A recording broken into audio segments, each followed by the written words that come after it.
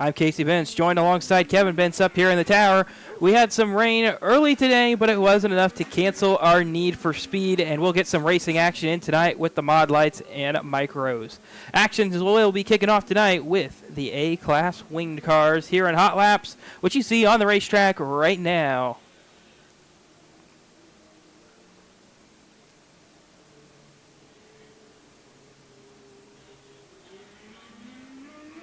Take a look over the exit of turn number 2. You'll see the orange and blue number 95 M of Noah Mel from Fairland, Indiana.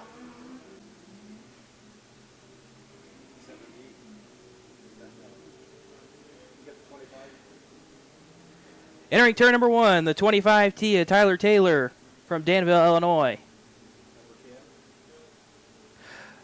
Underneath the playoff sign, going to be the number 10M of Mackenzie Meany from Terre Haute, Indiana. And finally, last car on the racetrack, the 103T of Caden Tolliver from Watertown, Wisconsin. Going to make up group number 1 of the Spartan Transportation A-Class Winged Hot Laps.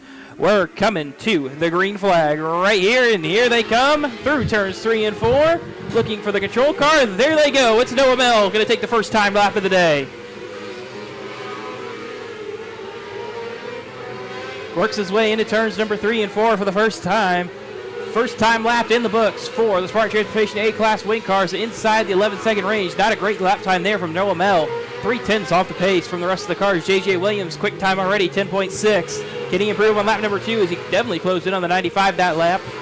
Lap 2 does not improve. Nobody improves on lap number 2 except for Nate Casper as they come across to the checkered flag. See if anybody else can improve. Meany does, and so does Dowler.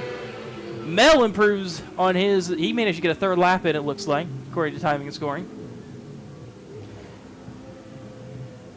So it looks like he may have passed one car. Quick time going to J.J. Williams on his first lap at 10.61. Noah Mel second on his third lap at 10.7. Nate Casper third with a 10.702, making up session number 1. That's it. There's only 8 cars in there. Never mind, that is all 8 cars that were running in the Spartan Transportation A-Class Wing Hot Laps. 7 of 8.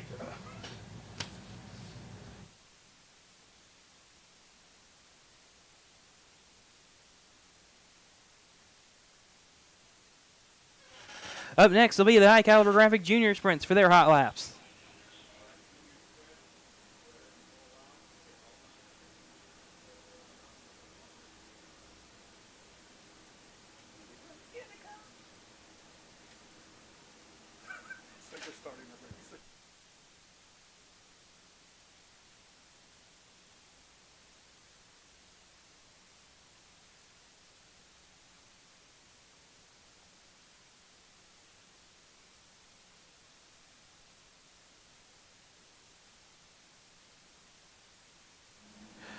On the racetrack, you'll see him over in turn number 3.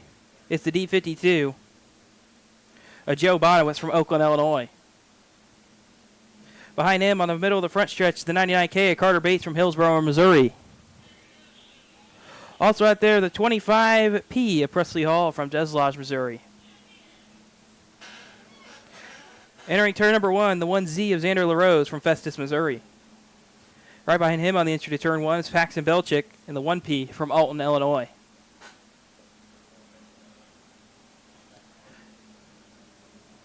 In the middle of turn number 2, you'll see the black number 5B of Evan Bull from Doe Run, Missouri. On the exit of turn number 2, the 25B of Case Barnard from Dawson Hill, Illinois. This will make up your High Caliber Graphic Junior Sprint field tonight. They'll come around to the green flag right away, looking for an opportunity to set their first time laps of the day.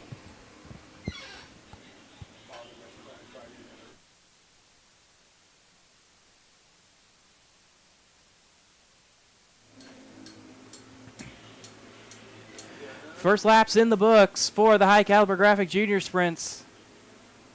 Evan Boyd quick already. See if anybody else can improve here on lap number 2 as they come back to the checkered flag. Joe Bonowitz's car fading back a little bit, it looks like. But did pick up the pace there on lap number 2. Goes 5th overall. Evan Boyd did improve on his second lap and is going to easily take the quick time here in the High Caliber Graphic Junior Sprints by 0.2 of a second with a 12.576. Paxton Belchick second with a 12.773. Xander LaRose third with a 12.859.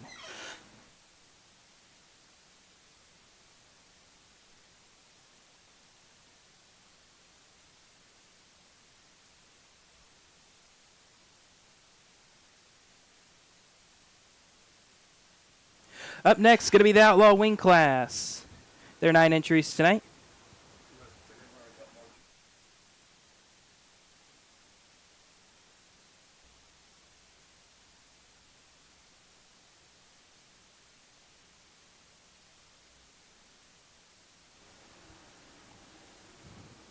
Eric Bronemeyer from Godfrey, Illinois, number 1E, will lead him off onto the racing surface.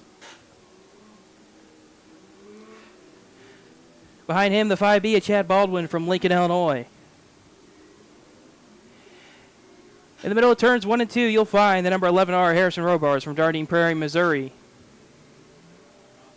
Off turn 2, you'll find Owen Lanford from New Douglas, Illinois, his 42. Middle of the backstretch, you'll see the 47 of Clay Frederick from St. Joseph, Illinois. Entering turn number 3, you'll see the number 19 of Justin Fernandez from Springfield, Illinois. Also on the entry to turn number 3, you'll see the 14B of Nolan Bartley from Hammond, Illinois. Right to his inside, you'll find the 63 of Clayton Apple from Oakland, Illinois. And the last car out on the racetrack, exiting turn number 4, will be the number 15 of Zach Bean from Mount Vernon, Illinois.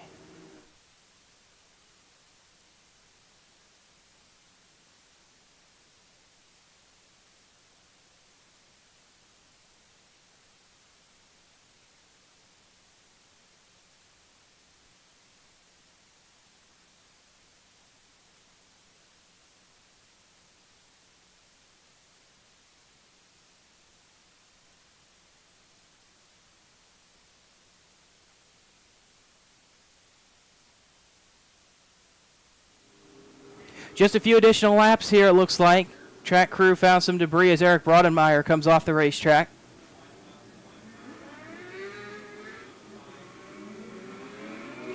And here we go, coming to the green flag. Looking for control over in turn number 4. It'll be the 5B of Baldwin. He heads off into turn number 1.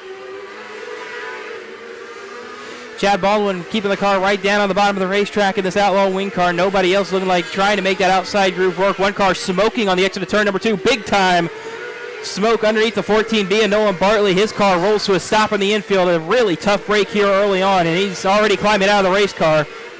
Definitely seems to be a fire under the hood of the number 14B, parked in the infield now. But no caution will come out for the Outlaw Wing hot laps. Harrison Robards quick time with a 10.4 with a 10.488.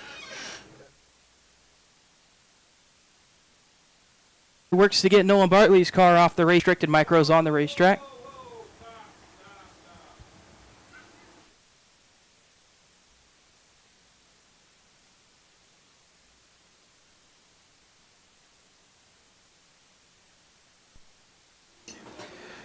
Over in the middle of turns 3 and 4, the pink and white 12K of Kylie Bates from Hillsboro, Missouri. Right in front of her, you'll find the 11W of Wyatt Mortz from Labatt, Missouri. Exit of turn number 4, you'll find the black and red number 71M of Lydia May from Terre Haute, Indiana. The middle of turns 3 and 4, you'll find the 22D of Dalton Clary from Marine, Illinois. Behind him, the 88A of AJ Williams from Harristown, Illinois. In the tail of that little 3-car line, you'll find the number 10 of J.C. Standridge from Springfield, Illinois. Off turn number 4, you'll see the Pepsi 1K of Mackenzie Dowler. The first group of the Dirty Right Rear Restricted Micros for their hot lap sessions.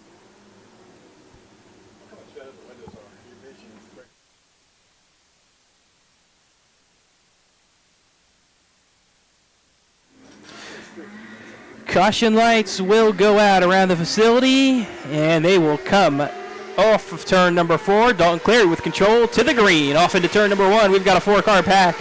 See who's good in dirty air early. Dowler looks pretty good. So does Williams, as he's got a little bit of dirty air from Clary out in front of him. White flag waving at the end. Lydia May, quick already. Always quick around here at Coles County Speedway. Now she's stuck behind Kylie Bates here for her second lap. So this lap probably not going to be as good as lap number 1. But nobody else even quick enough to knock her off her first lap. As Lydia May takes quick time with an 11.057 on the first session. Dalton Clary second. Wyatt Mortz third. Both with a pair of 11.1s.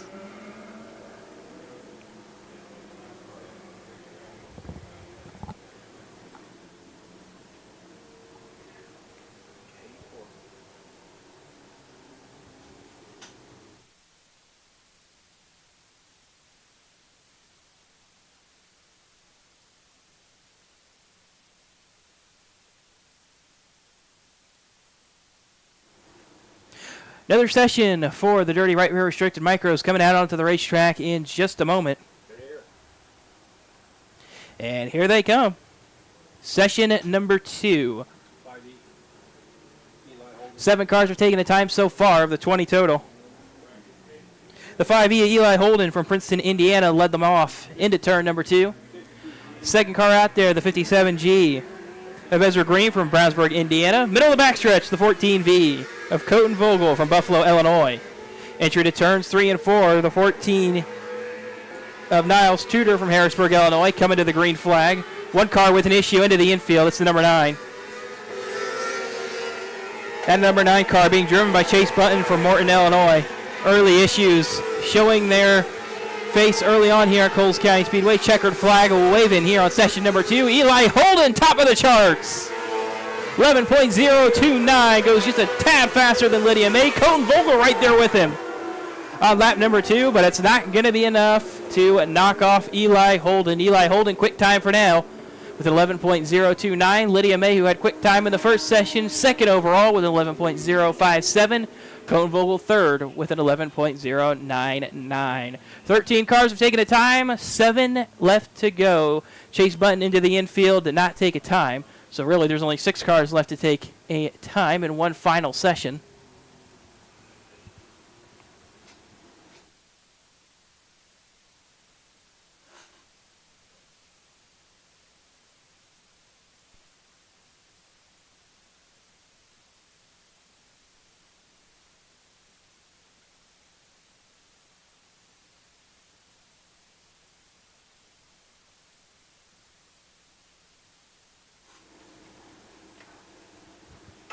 Emerson Kinsner from Lincoln, Illinois. Behind her, the 53 of Natalie Hubbard from Benton, Illinois. Picked up her first win at Coles County a few weeks ago. The 11R of Riley Bottoms from Oakland, Illinois, entering turn number 1. Behind her, you'll find the 21C of Carson Eskew from Riverton, Illinois.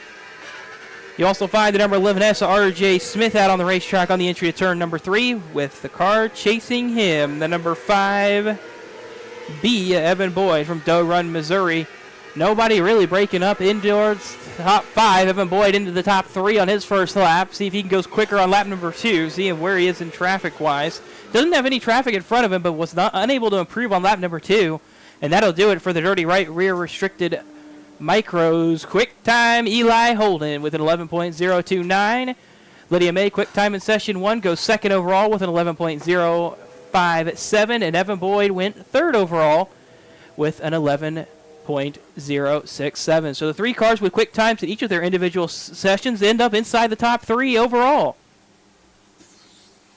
Up next, it'll be the Mod Lights. Only 7 of them tonight here at Coles County Speedway, but they always put on a great show.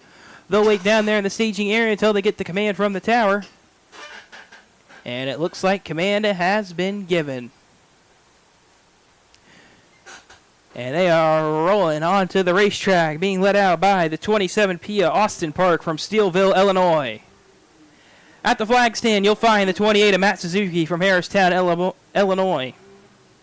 The U2 of Danny Jolly from Christopher, Illinois, follows him off into turn number 1. Then the 7W of Dustin Wiltermude from Windsor, Illinois.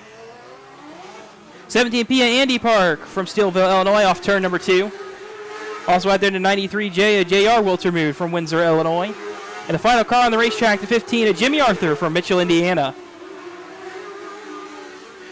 Looks like, unfortunately, timing and scoring having a little bit of an error here, picking up on my race pass. We'll have to take a look on the underneath the Lakeland College scoreboard, see who's the quickest car already. Danny Jolly's car was first one across the timing line. I saw an 11.9 just pop up on the Lakeland College scoreboard. A lot of these drivers in the 12-second range, at 11.8 for that 93 car as he came to the checkered flag. I'm not sure that was quick time. I think the 27. Austin Park said, I believe, an 11.6 pretty early on that wasn't able to back.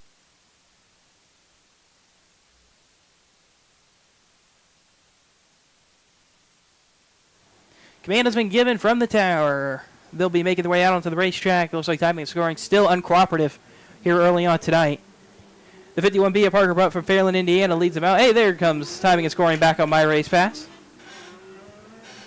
Off turn number 2, you'll find the 10 of Mackenzie Meany from Terre Haute, Indiana. Behind her, the 14B and Nolan Bartley from Hammond, Illinois. In turn number 2, you'll find the number 5E, Eli Holden from Princeton, Indiana. Middle of the backstretch, you'll see the 96 and 8 Casper from New Lenox, Illinois. Entering turn number 3, you'll find the 456 of J.R. Carter from Charleston, Illinois. He heads off into turn number 1 with the 211 of Danny Hayes, also from Charleston. Right behind him, green flag waving on the final hot lap session of the night. The 8 Casper, top of the charts. 3 drivers setting an 11.2 first lap. Very tight session here in this A-Class non-wing cars. Eli Holden goes inside the 10-second range with a 10.9 lap number 2. No one else able to break into that 10-second range just yet, and it doesn't look like that is going to be the case. Almost everybody improves on their second lap, but only one into the 10-second range. That's Eli Holden with quick time in the A-Class non-wing cars with a 10.93. Nate Casper second with an 11.161. And Danny Hayes third with also another 11.161. Very, very tight session here. Second on down, separated by less than 0.2. And then an additional 0.2 up to Eli Holden. Well, let's see how that's going to shake out for the heat races later on tonight.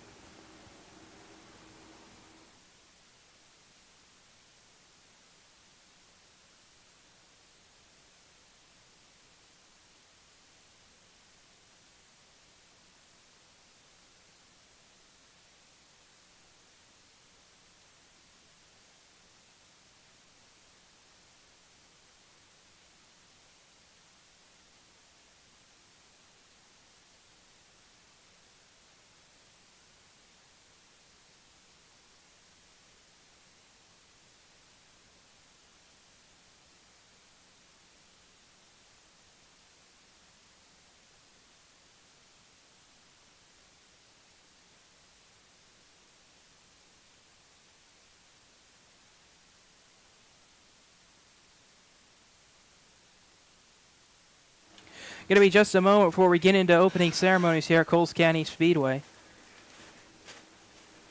But while we have this little break here, on behalf of Coles County Speedway, I would like to extend a very happy birthday to our head of track prep, Paul Day, and I'd also like to wish Shannon LaRose an early birthday as she celebrates her birthday tomorrow. Dr. Dirt and Shannon LaRose are spending their birthdays with us tonight as we put on another amazing night of racing. Once again, let's wish Paul Day and Shannon LaRose a happy birthday.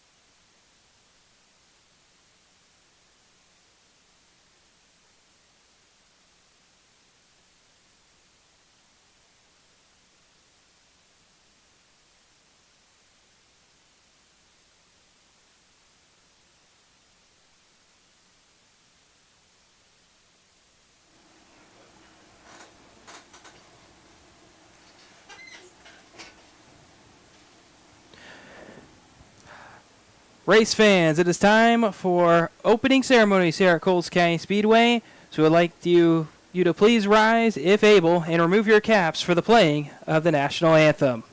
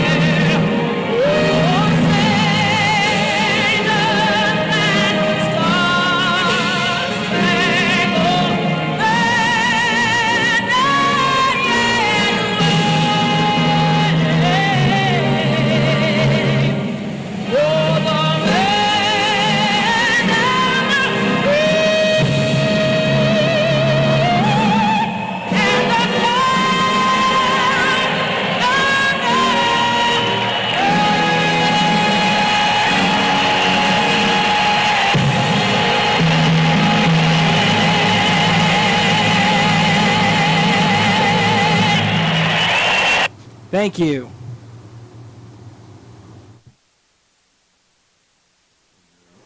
Turn you up a little bit right there. Okay, turn him up a little over half.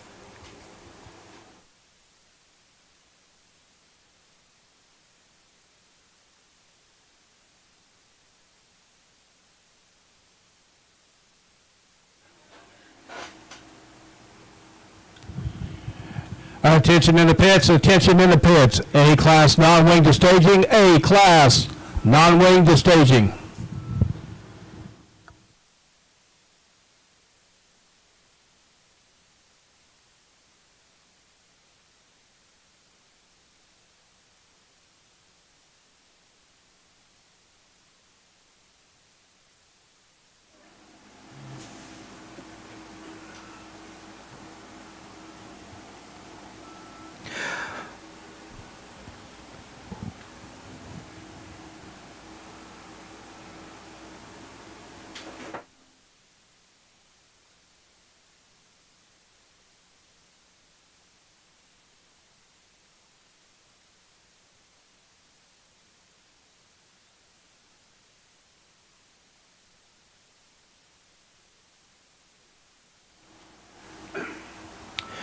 So we're going to be just a little bit of a longer break here at the racetrack. A little bit of track maintenance going on over there in turn number 2.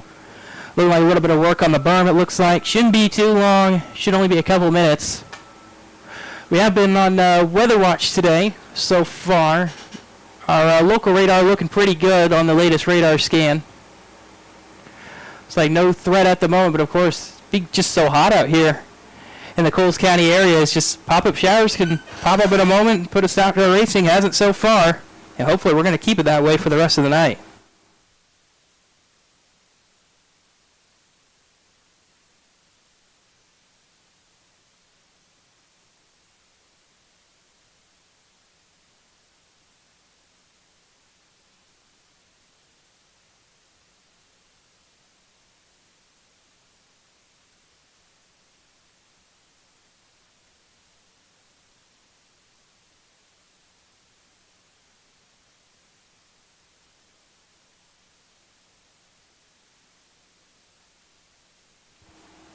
Hey, he's off the track. That was fun.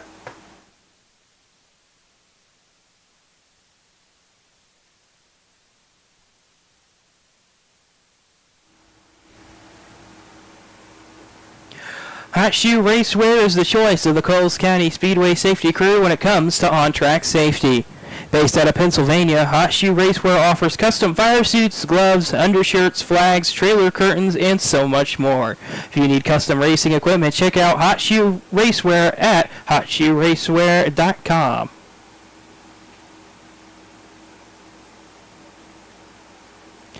Victory Seats is the 2025 Point Fund sponsor at Coles County Speedway. At the end of the season, all track champions will be entered into a giveaway where one champion will walk away with a brand new custom-fitted Victory Seat. Thank you to Victory Seat for sponsoring the Point Fund this year and promoting safety in racing.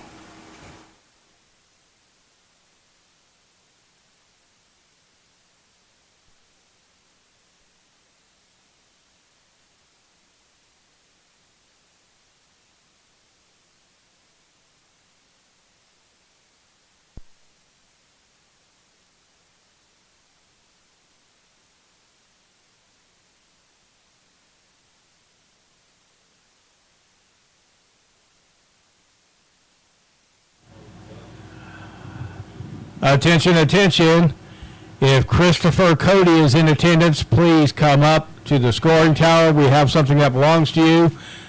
Once again, Christopher Cody, please come up to the scoring tower. We have something that belongs to you up here. Thank you.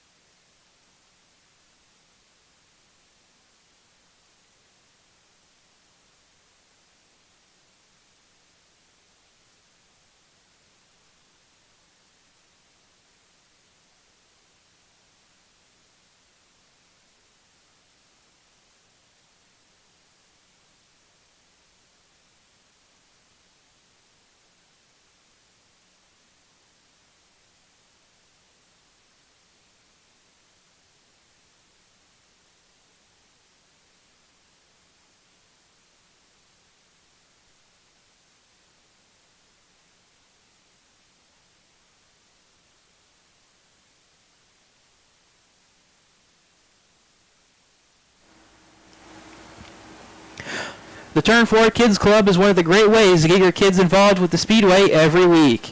Kids who join the Turn 4 Kids Club gets free admission all season, a free bag of popcorn or popsicle each week, along with getting the opportunity to participate in kid club activities all year long at the Speedway. Whoever gets the most punches on their Turn 4 Kids Club card is entered for a special surprise at the end of the racing season. The best part is that the Turn 4 Kids Club is completely free to join. So grab a packet at the general admission window and get your kids signed up for the Turn 4 Kids Club tonight.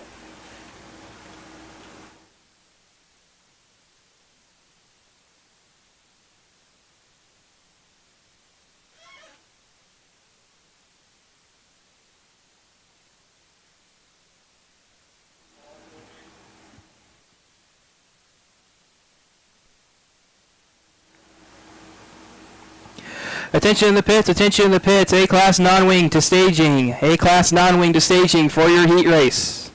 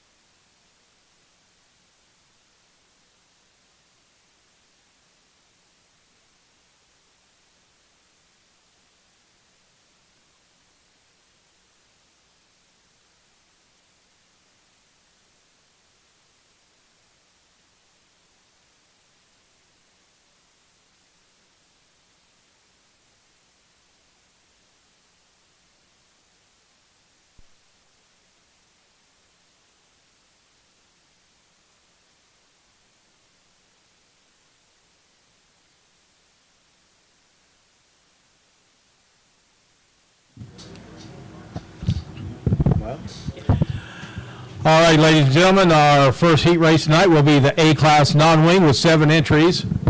And your starting lineup is from Charleston, Illinois, number 211, Danny Hayes. Starting second, from New Lenox, Illinois, number 96, Nate Casper. Starting third, number 10M from Terre Haute, Indiana, Mackenzie Meany. Starting fourth, from Fairland, Indiana, number 51B, Parker Bupp. Starting fifth, from Charleston, Illinois, number 456, J.R. Carter. Starting sixth, from Princeton, Indiana, number 5E, Eli Holden.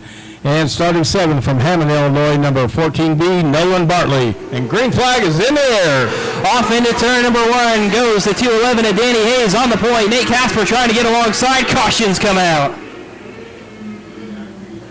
Tower saw something they didn't like off that initial start. We'll call them back, re-rack them, try it again.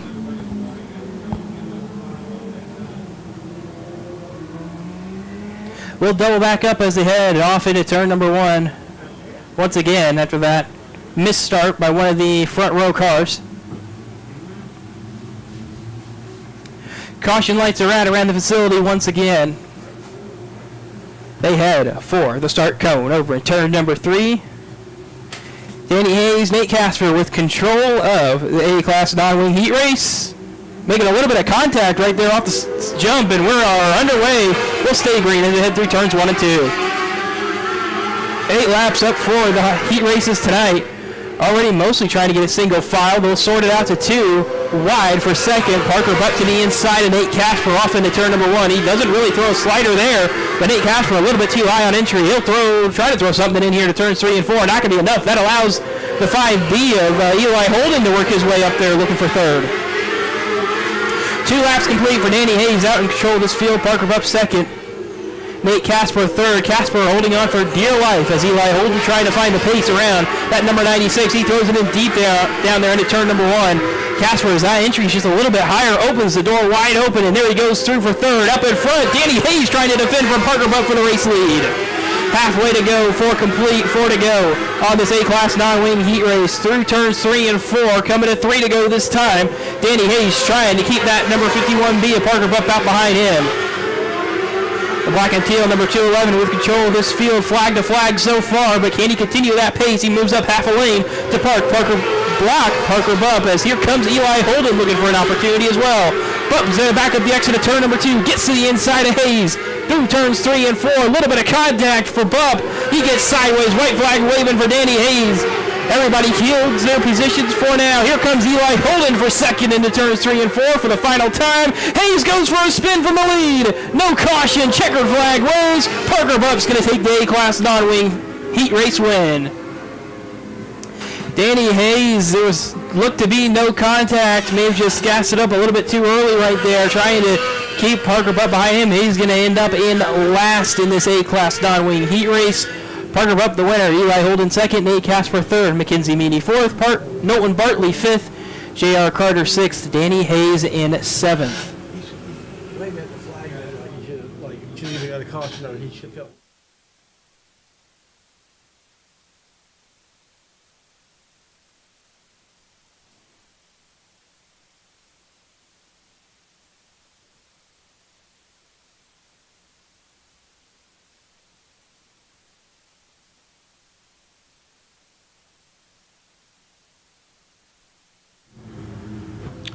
And coming up next is our high caliber graphics junior sprints with 9 entries. We will have 2 heat races tonight.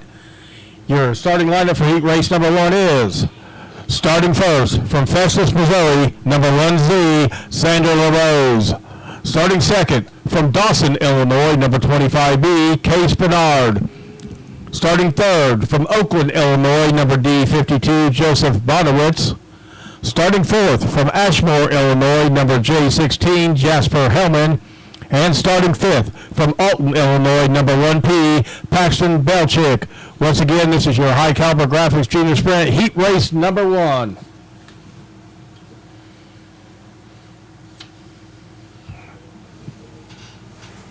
I don't know what he was going down to.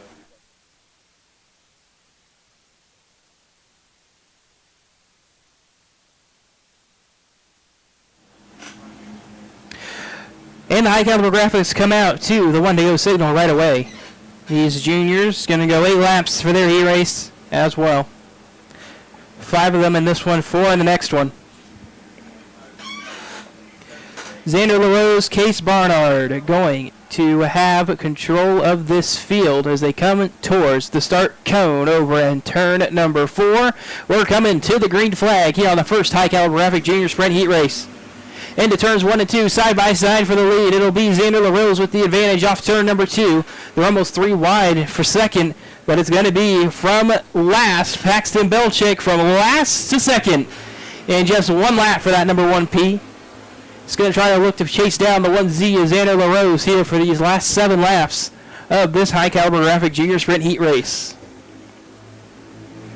Case Barnard running in third, going to watch these two battle out in front of him, see if he can take an opportunity to make a little bit of contact as the pair of ones are going to make some contact over there on the entry to turn number 3. Belchick gets to the inside, looking to take that lead away as we head off into turns number 1 and 2. Almost a little bit of more contact down there. Belchick has to sit back in line as Xander LaRose with control as they come to the halfway point.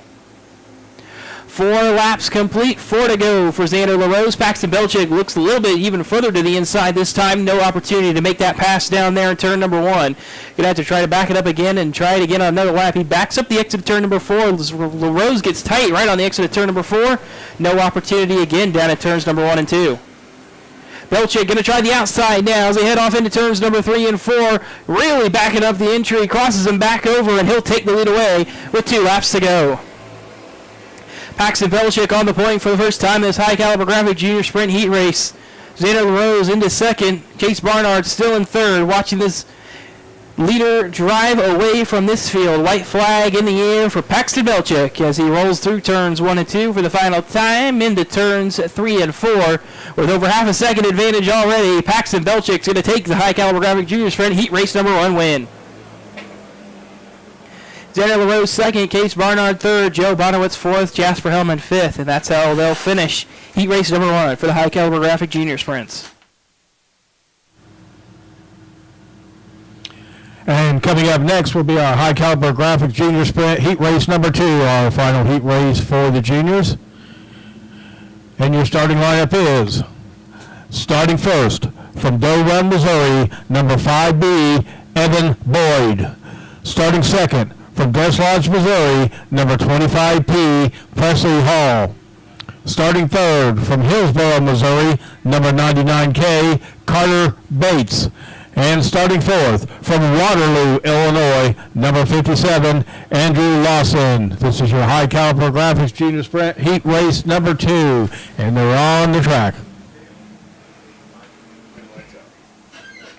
Caution lights out around the facility once again.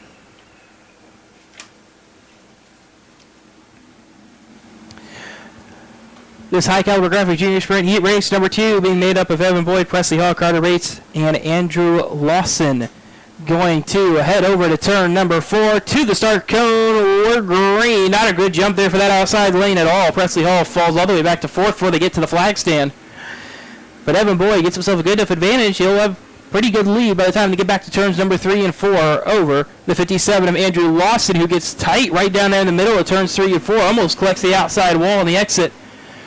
But he will fade into third as Carter Bates goes by through for second. That allows Evan Boyd to get clear by over a second and a half.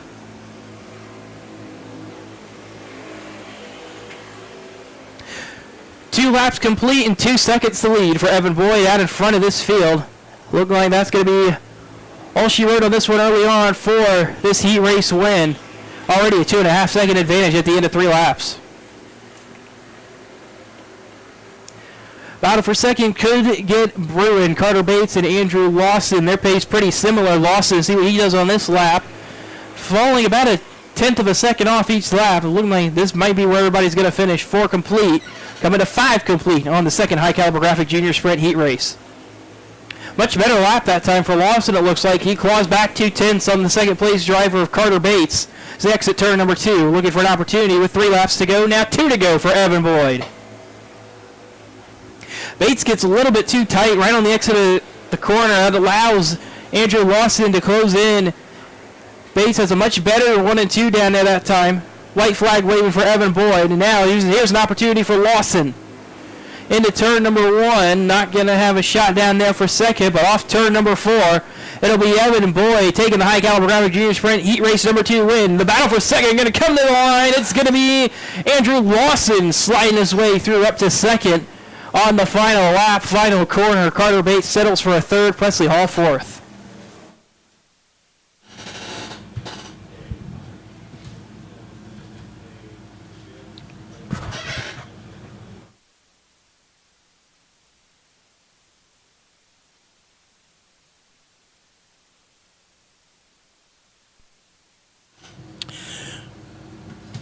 And coming up next is our Outlaw Wing. Your starting lineup will be, starting first, from Godfrey, Illinois, number 1E, Eric Bonmeyer. Starting second, from Oakland, Illinois, number 63, Clayton Apple. Starting third, from Dardenne Prairie, Missouri, number 11R, Harrison Robarbs. Starting fourth, from Mount Vernon, Illinois, number 15, Zach Bean. Starting fifth, from Springfield, Illinois, number 19, Justin Fernandez. Starting sixth, from St. Joseph, Illinois, number 47, Clay Frederick. Starting seventh, from Hammond, Illinois, number 14B, Nolan Bartley. Starting eighth, from Lincoln, Illinois, number 5, Chad Baldwin. And starting ninth, from New Douglas, Illinois, number 42, Owen Lansford. This is your Outlaw Wing Heat Race.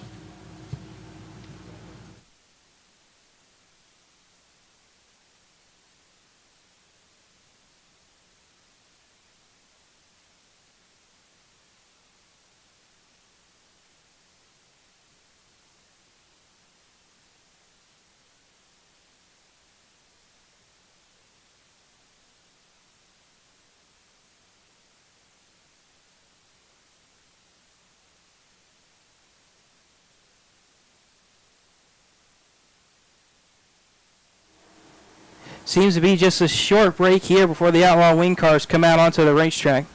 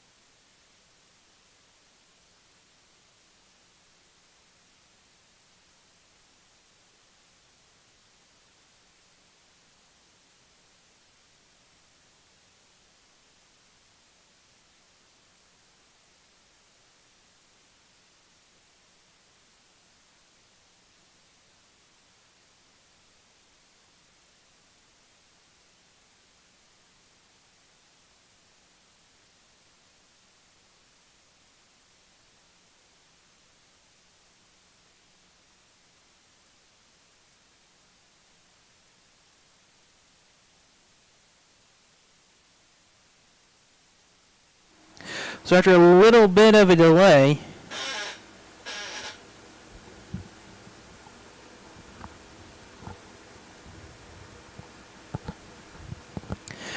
but it looks like just about time to get these dirty right rear restricted micros out onto the racetrack. So there is a little bit of a clarification, it appears.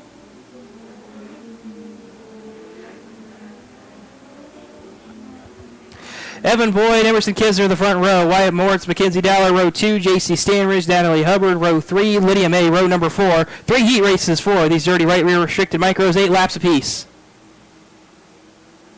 Evan Boyd, Emerson Kinzer headed off towards the start cone over in turn number 4 for the first heat race of 3. Green flag is waving. A little slide there for Wyatt Moritz off the initial start. Everybody scrambles for positions as they work their way through turns 1 and 2. They get organized by the time they get down to turns 3 and 4. Still, everybody trying to jostle for their position, trying to find some room. Wyatt Moritz fighting his way up to second here early on. Mackenzie Dowler fighting her way through her field as well. She's going to get around Emerson Kisner here on the exit of turn number 2. 2 laps complete for the dirty right rear restricted micros. Mostly single file. Natalie Hubbard goes for a big slide over in turns 3 and 4. Keeps it under control and holds her position. Mackenzie Dowler still running third, trying to pull away from that 4-car pack behind her. 4 laps complete, 4 to go here for the dirty right rear restricted micros.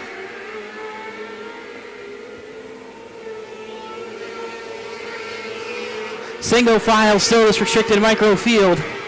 Evan Boyd with a 1 second advantage over second place Wyatt Moritz and another 1.5 seconds to third place Mackenzie Dowler. Natalie Hubbard still defending rather well from Lydia May as they come into the closing laps of the race. Trouble over in turn number 1. Caution will come out. That's J.C. Stanridge going for a spin.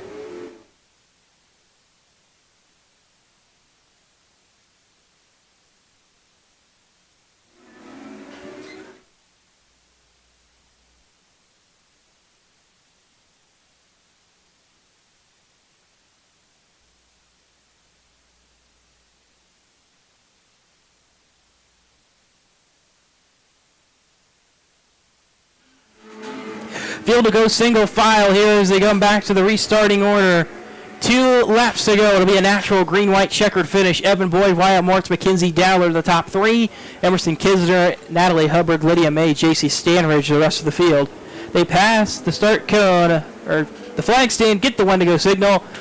Caution lights go out around the facility.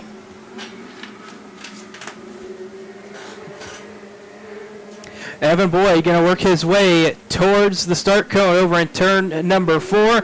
Dives at it. We're back green. Going to be a great jump for Moritz there that time.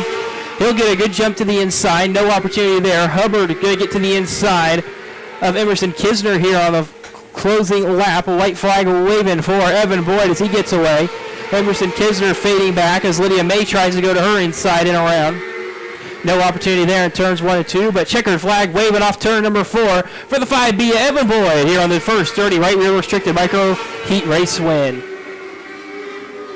Second goes to Wyatt Moritz, third Mackenzie Dowler, Natalie Hubbard is going to take 4th, Emerson Kisner 5th, Lydia May 6th, J.C. Stanridge 7th.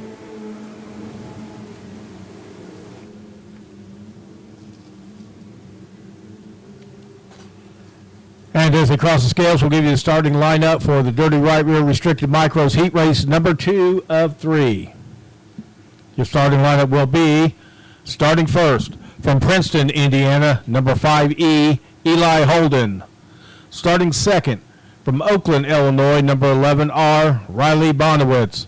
Starting third, from Buffalo, Illinois, number 14V, Colton Vogel. Starting fourth, from Streeter, Illinois, number 17, Cole Jones. Can't hear.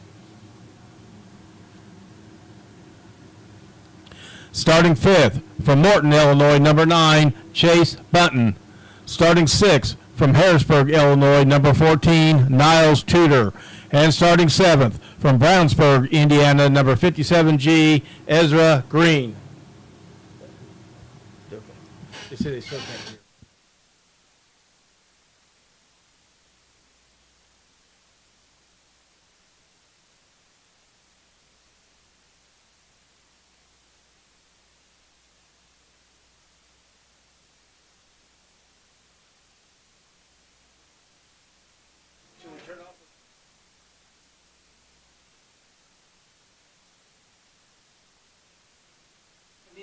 One car with an issue here off the initial start. It's Colton Vogel. His car has a major issue. Chase Button tried to take evasive action. He gets stuck on the berm, but Colton Vogel's car, definitely strange.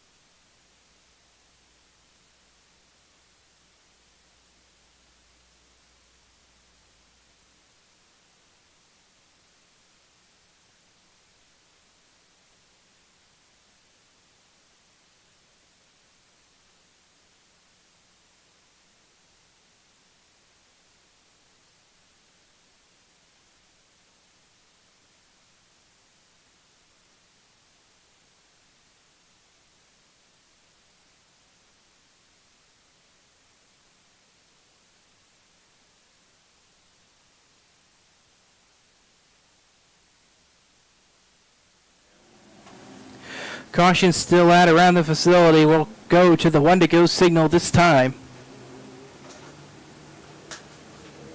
Colton Vogel was able to get his car refired. Not sure what the issue was there. Evidently something minor. But the other car that had the issue, the number 9, Chase Button into the infield. He will not continue.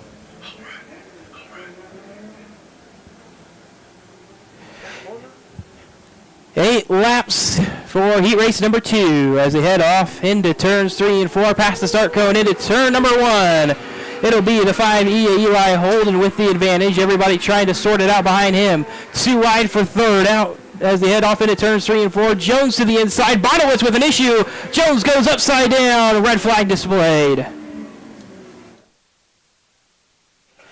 And Vogel's car sounds like it just dropped out of gear. He just cannot get the car shut off, it sounds like. So track safety crew down to Cole Jones's car. Already looking over him.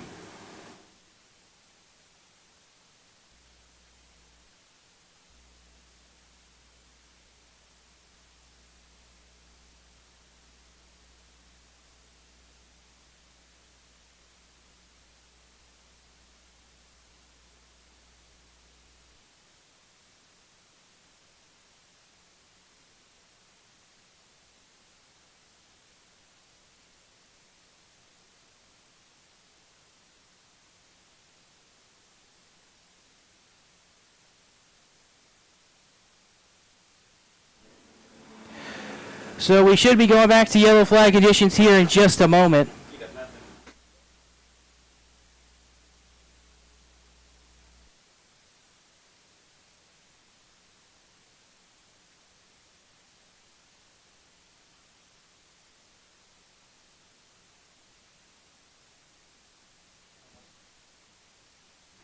Under the red flag, track crew also going to overlook Riley Bonowitz's car. Her car took some pretty hefty damage herself on that left rear tires. Her car slowed right on the exit of the corner. Left Cole Jones with nowhere to go, which brought out the first flip of the night.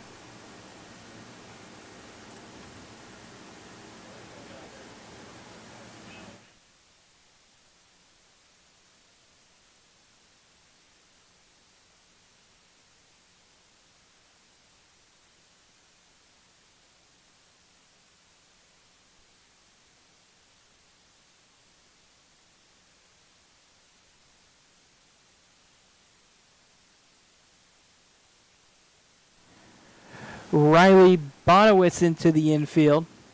And she'll head back to the pit area with issue on the left rear tire.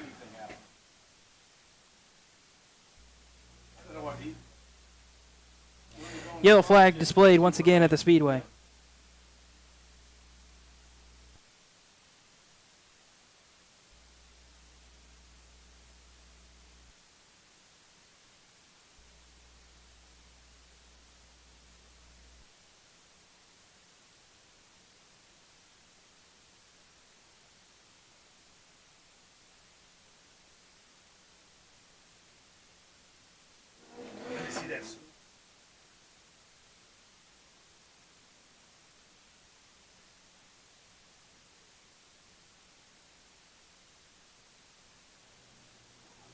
Track crew going to help out Colton Vogel down there on the entry to turn number 1.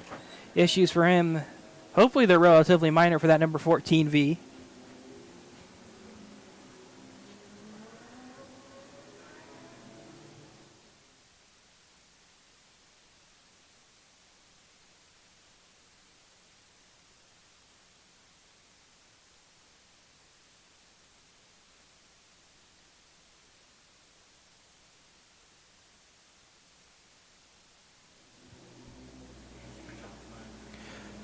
Vogel's car will get refired. And with that, they'll come back to the 1 to go signal this time. Cole Jones continuing after his flip.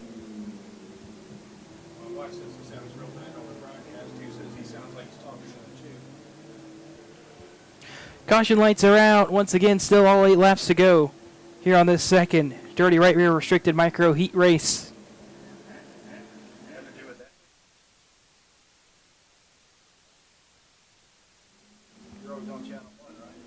Eli Holden going to bring them back to the green. Niles Tudor, great jump there. He'll head off into turn number 1. Not going to have the opportunity he wanted. He'll fade back into second. Single file goes the second dirty right rear restricted micro heat race as they roll through turns 1 and 2. They almost get too wide for third as they come through turns 3 and 4. Colton Vogel got real tight right there on the entry. Almost clipped the 57G of Ezra Green as they headed through turns 1 and 2, but they managed to keep it away from trouble. Ezra Green trying that higher groove out just a little bit. He's going to get a good opportunity here on the 14V, or excuse me, just the 14 of Niles Tudor.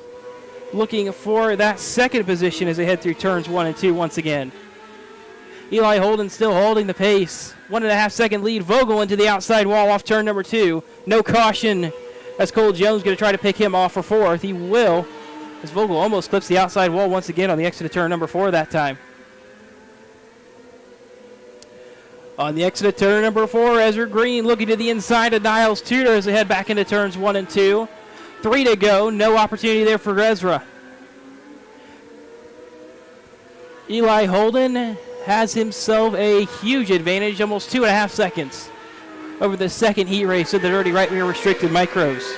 White flag this time for that 5E of Eli Holden. Niles Tudor holding on to second. Ezra Green fading back about half a second the gap.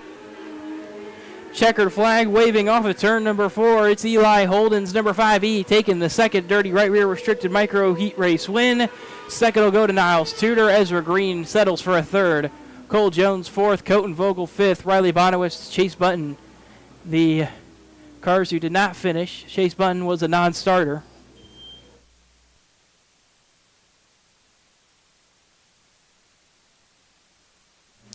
Heat race 3 going to come up here in just a moment for the dirty right rear restricted micros.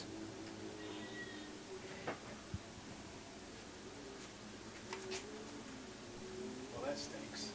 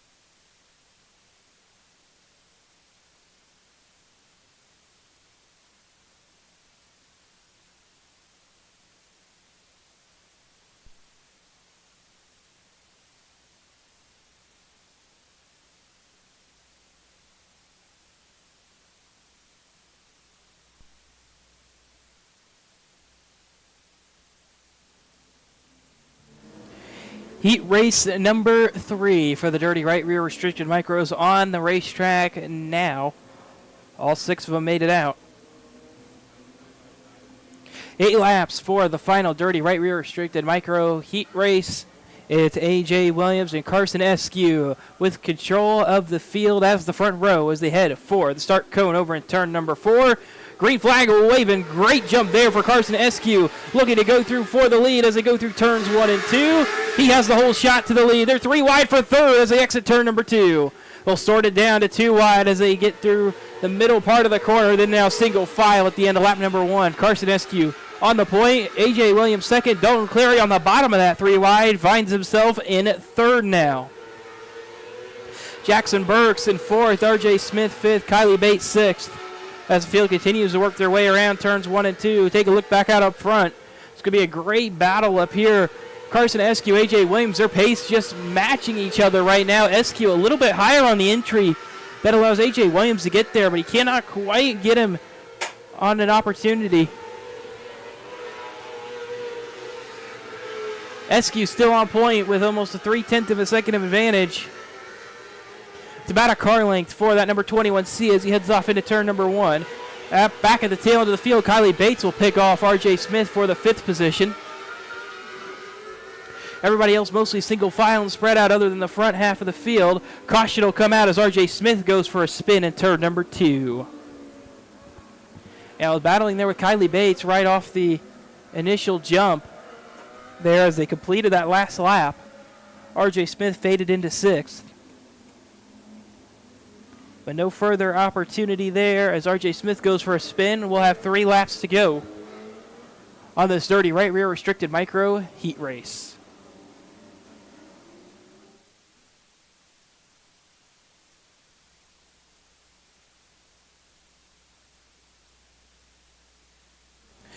One to green and coming this time by Carson Eskew control the field. A.J. Williams second. Dalton Clary the top 3. Then Jackson Burks, Kylie Bates, R.J. Smith the last 3.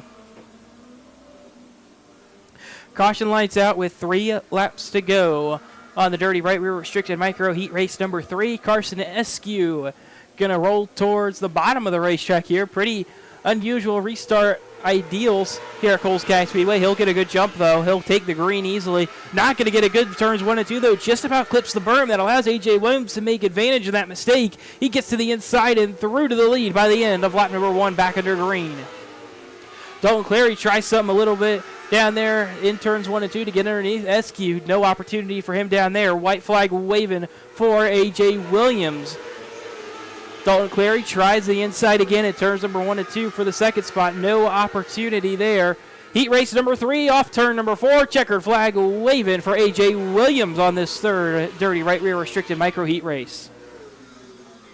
A.J. Williams the winner. Carson Eskew second. Dalton Clary third. Jackson Burks fourth. Kylie Bates fifth. R.J. Smith in 6th.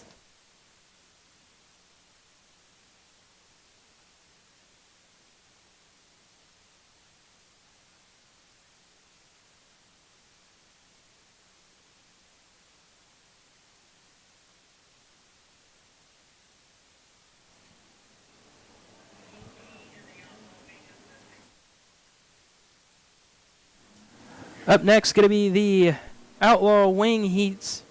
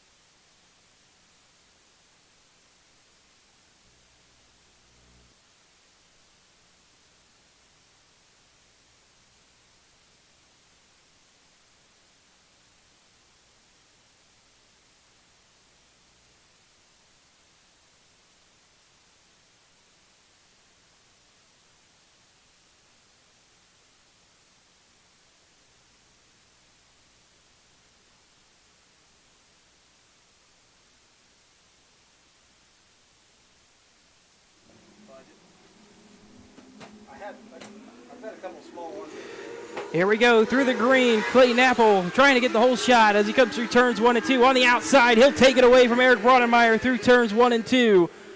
Brodemeyer trying to fight back to the inside. They're 3 wide for third off turn number 4. Bean with the advantage. He'll take third for now. Frederick to his inside. He'll take third off exit of turn number 2. But out in front, it's still Clayton Apples, number 63, leading the way. Great jump for him early on. Here comes Harrison Robards as well. He's looking on the third spot at Clay Frederick as they roll through turns 3 and 4. No opportunity presented itself there, but he's rolling that top side very well. Same goes to Zach B, but he's fading back just a little bit. Justin Fernandez trying to find an opportunity underneath him. He'll take the 5th spot away, it looks like, off turn number 4. Trouble, caution will come out. Zach Bean maybe a little bit too high there on the exit of turn number 4. Goes for a complete 180. And brings out the first caution at the halfway point of this Outlaw Wing Heat race.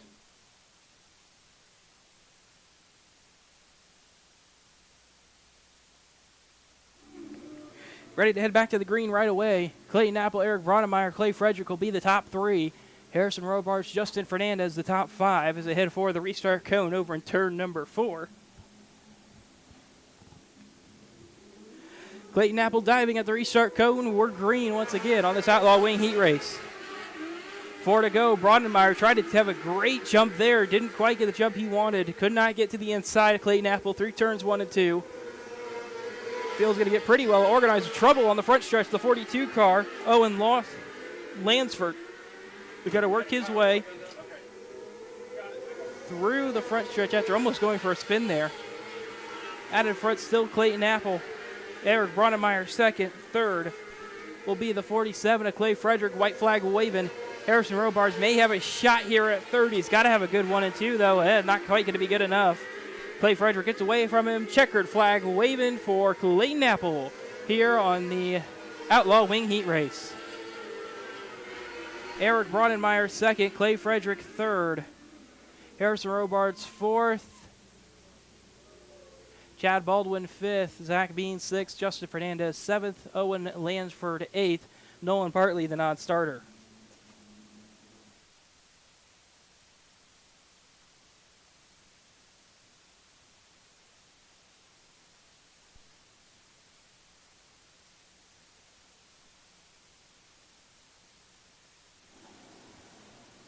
Up next, going to be the Mod Lights. Just a 1 heat race for them.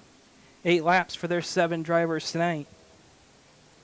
Jimmy Arthur from Mitchell, Indiana, and the number 15 starts off on the pole, with J.R. Wiltermuth from Windsor, Illinois, and the 93J starting in second.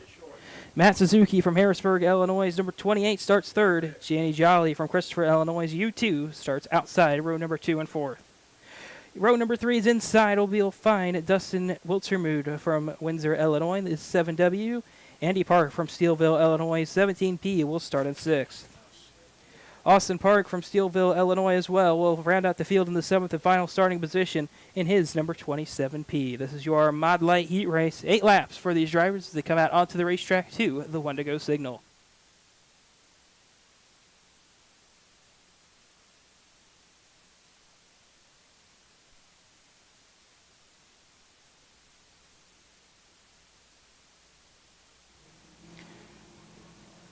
Caution lights out as they head for the start cone. Your front row, Jimmy Arthur, J.R. Wiltermuth take the green flag. Wiltermuth, what a great jump there from J.R. He'll go through to the whole shot lead. Off of turn number 2, easily cleared by several car lengths by the time he gets back into turns 3 and 4. 3 wide off turn number 3 and 4. They'll sort it back down to just side by side as that number 7 W with Dustin Wiltermuth fades back into the pack. But the field keeping it pretty well organized so far. Have a great battle there at the tail end of the pack. Out in front, still J.R. Wiltermuth. But here comes Matt Suzuki looking for the lead to the inside in turns number 3 and 4. Contact made. He knows he's there now. Here they go back into turns number 1 and 2. Really tight entry for J.R. He cannot quite get a good enough turn there, but neither can Matt Suzuki. Suzuki trying to get that number 28 to turn just that little bit better. He has to settle back in line at the halfway point. The field finally gets single file here after they complete 4 laps. Matt Suzuki's car turning just that little bit better right on corner exit. Danny Jolly watching this battle in front of him with joy. Allows him to get a little bit closer. Matt Suzuki to the inside of turns 3 and 4. He'll try to take the lead away, and he's clear by the time they get off turn number 4. 2 to go for Matt Suzuki. The field going through a big bump down there in turns 1 and 2. It looks like at least the top 5 cars hit it. White flag waving for Matt Suzuki. He gets away from J.R. Wiltermude by quite a bit. So he's having transponder issues as well, but that's not going to change anything for that number 28 of Matt Suzuki. He'll come to the checkered flag on the Mod Light heat race. Second will go to J.R. Wiltermude. Third to Danny Jolly. We'll have to wait for the official running order later on. Sort out who finished where. Obviously, those transponder issues coming up for 2 cars, Matt Suzuki and Dustin Wiltermude.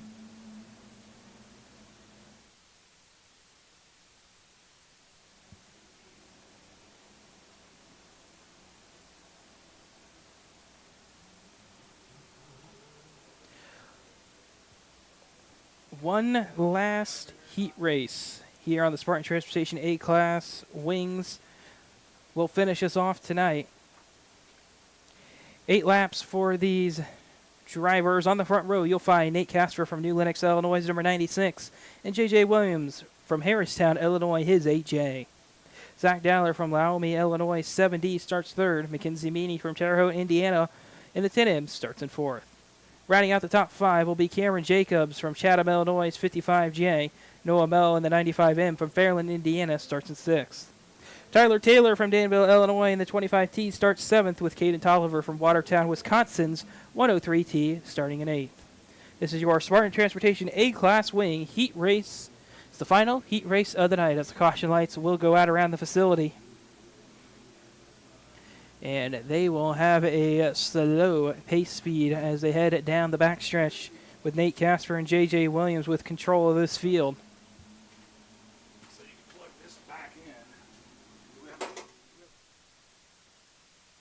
in. Green flag waving as Nate Casper and J.J. Williams go towards into turns number 1 and 2. A little bit of contact there as they navigate there.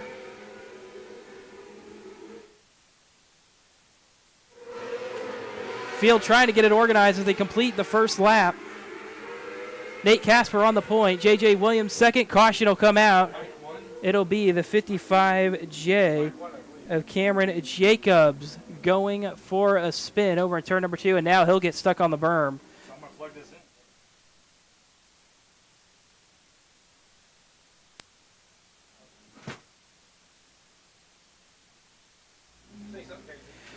Cameron Jacobs, number 55J, comes to a stop up on the berm.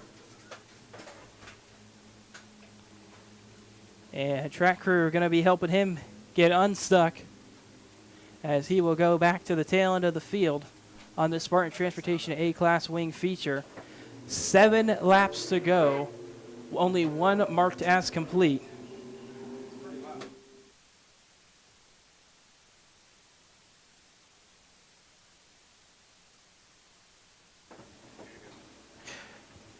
Nate Casper going to be having control of this field. J.J. Williams behind him. Mackenzie Meany the top 3 on this coming restart. Noah Mell 4th. Zach Dowler 5th. Caden Tolliver 6th. Tyler Taylor 7th. Cameron Jacobs 8th.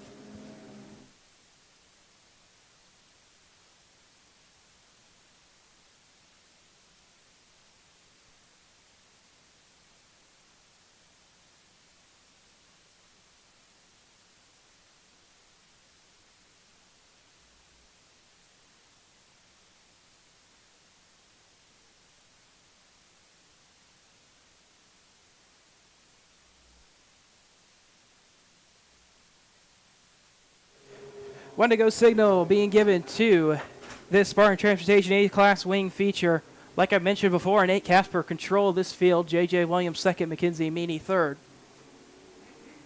This will be the first restart with 7 laps to go on this Spartan Transportation A-Class Wing heat race. Back underway. Nate Casper through turns 1 and 2. Good enough advantage, clear by just a handful of car lengths. as he will try to heat this lead over J.J. Williams. I think Williams' car maybe has a little bit more pace in it. Side by side for third off turn number 4, and really all throughout the pack. That 25T of Tyler Taylor coming through the field. He has found his way up inside the top 5 here early on. What more pace does that 25T have? And will we see it throughout the rest of this race tonight?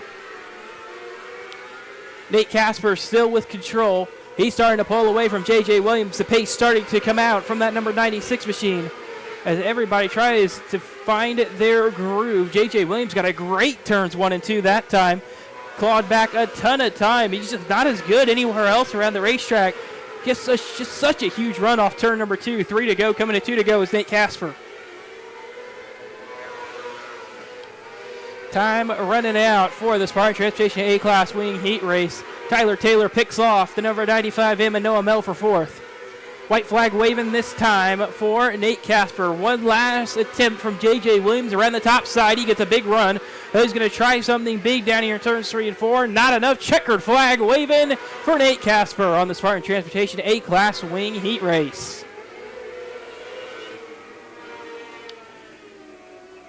Nate Casper takes the win on the final heat race of the night. J.J. Williams 2nd, Mackenzie Meany 3rd, Tyler Taylor 4th, Noah Mell 5th, Caden Tolliver 6th, Cameron Jacobs 7th, Zach Dowler in 8th.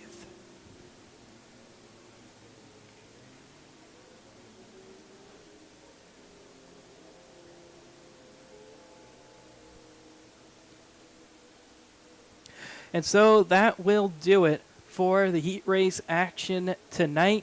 But before we head to intermission, we do have one feature to complete, and that is the Junior Sprint feature. 15 laps for the 9 starters here on the Junior Sprint feature. As the Spartan Transportation A-Class wing cars finish going up over the scales, Paxton Belchick from Alton, Illinois, his 1P will start us on the pole for the High Caliber Graphic Junior Sprint feature. Andrew Lawson from Waterloo, Illinois, number 57, will start in 2nd, with Evan Boyd from Doe Run, Missouri's 5B starting in 3rd. Xander LaRose from Festus, Missouri's 1Z starts 4th. Carter Bates from Hillsborough, Missouri's 99K rounds out the top 5. Case Barnard from Dawson, Illinois starts 6th, with Joe Bonowitz from Oakland, Illinois in the D52 starting 7th. Presley Hall from Des Lodge, Missouri in the 25P starts 8th, with Jasper Hellman from Ashmore, Illinois in the J16 rounding out the field in the 9th in final starting position. This is going to be your High Caliber Graphic Junior Sprint feature. 15 laps for these drivers tonight.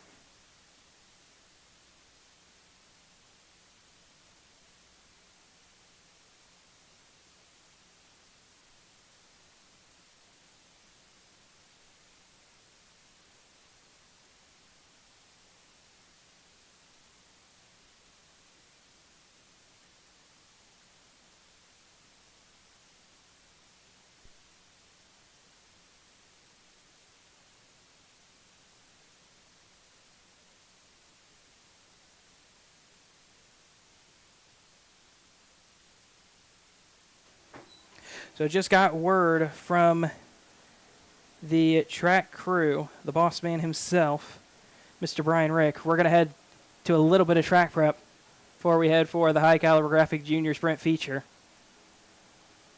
So it shouldn't be too long, but it will be just a very short break.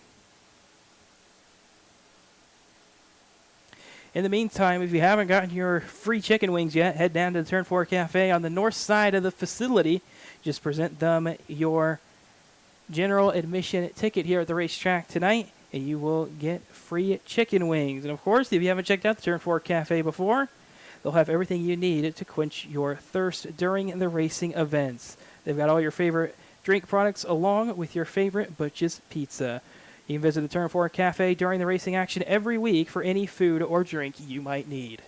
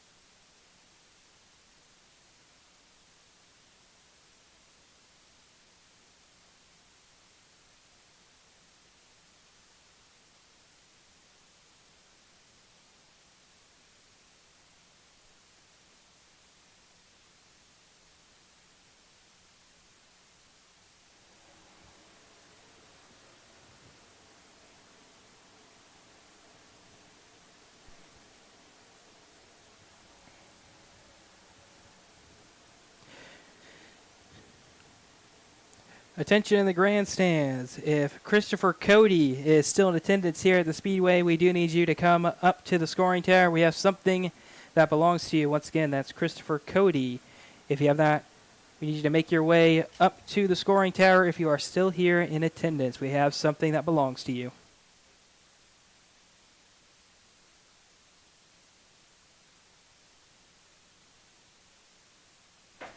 So this will be our intermission break. So if you were waiting to see if we were going to get the High Caliber Graphic Junior Sprint feature in, we are not. We're going to actually do a little bit more track work on the racetrack under this break. So this will be our intermission, and we'll come back with the features here in about 15-ish minutes, 15, 20 minutes here at Coles County Speedway.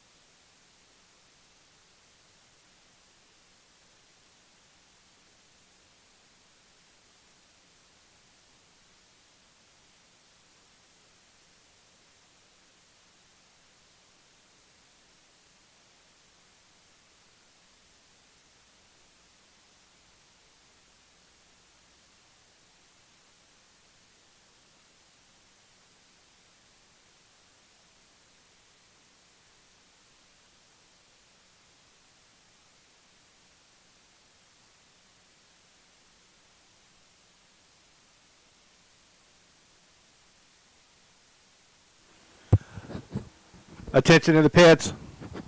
Attention in the pits. Am I going out? I don't know what he does. Let me go back to my mic's down there. Damn it. I don't know how he operates this one. I thought he was on level. On that one. This one? It should be. Yeah, I had to turn it up. Go ahead and talk. Attention in the pits. Attention in the pits. Let me try this one. Attention in the pits. No. Try it again. Attention in the pits. No, it's not working either. Is there something else he hits on here? Okay, we're done this No, one. there's nothing on that. I mean here. That should be you. Yes.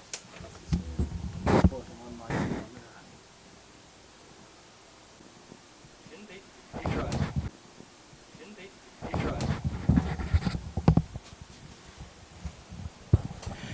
Test, test, test. Is it plugged in still back here? That'd be the only thing I could think of if it came unplugged. It's not better than I could.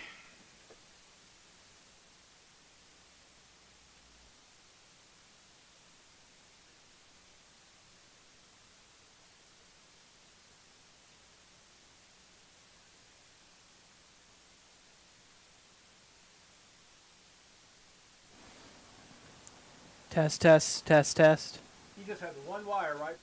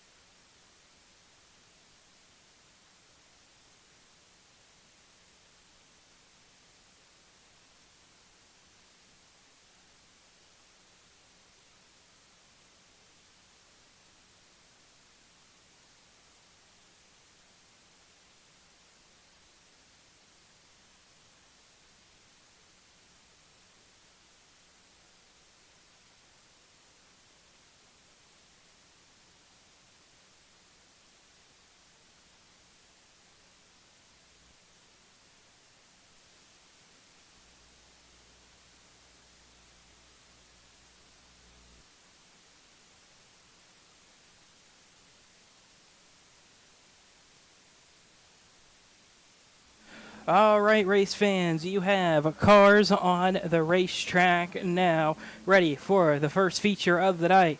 It's your high caliber graphic junior sprints. They're on the racetrack. They're ready to go. Paxton Beltrick, Andrew Lawson, the front row as they head towards the start cone over in turn number 4. Green flag waving. Our flagman doesn't like it, and we will wave this one off. Caution will come out.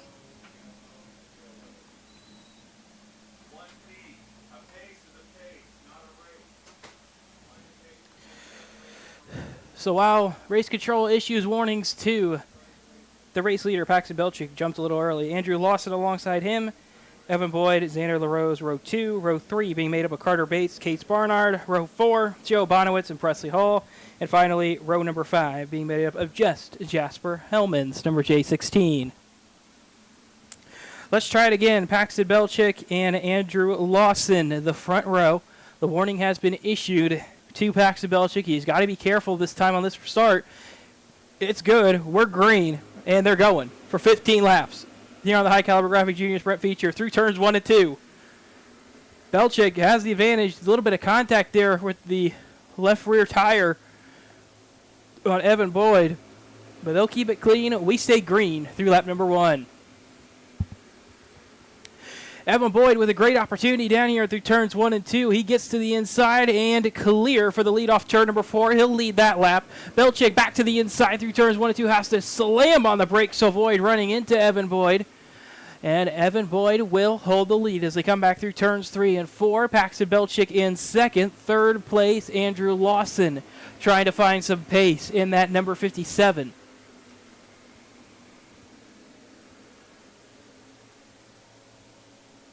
The field mostly single file now as they complete lap number 4. 11 to go here on this High Caliber Graphic Junior Sprint feature. Field still single file. Have a nice little 3-car battle there for about the 5th position. Xander LaRose in that spot for now, but he's got the 99 kid. Carter Bates all over his back bumper. He'll get to the inside through turns 1 and 2. Bates slides up, will push LaRose out wide, and through goes Bates, and through goes Bonowitz. LaRose back into 7th. Field now getting pretty spread out for the most part. A couple battles in at the tail end of the field. Evan Boyd now to almost a second advantage as you take almost to the halfway point. It'll be next time by.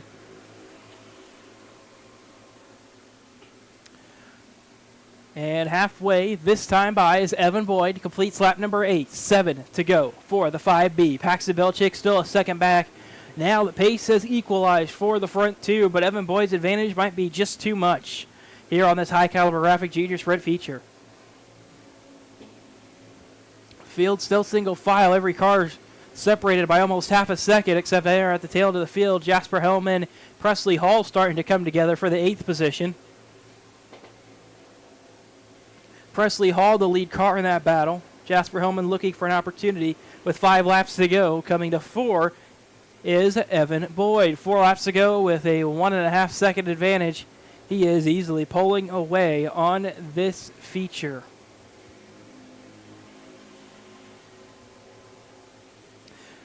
Now 3 laps to go for Evan Boyd. His lap average a 10th faster than the field. He's still picking up the pace, even in the closing stages of the race. Evan Boyd, 2 laps to go in his number 5B on this High Caliber Graphic Junior Sprint feature.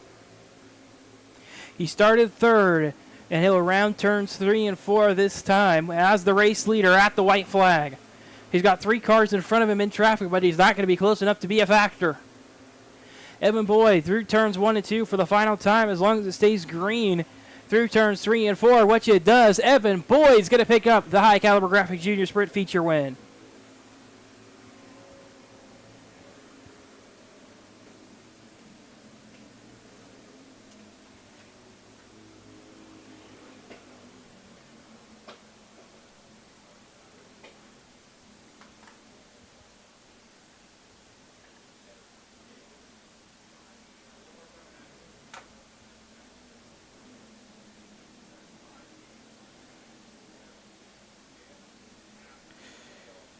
So Evan Boyd into victory lane here at Coles County Speedway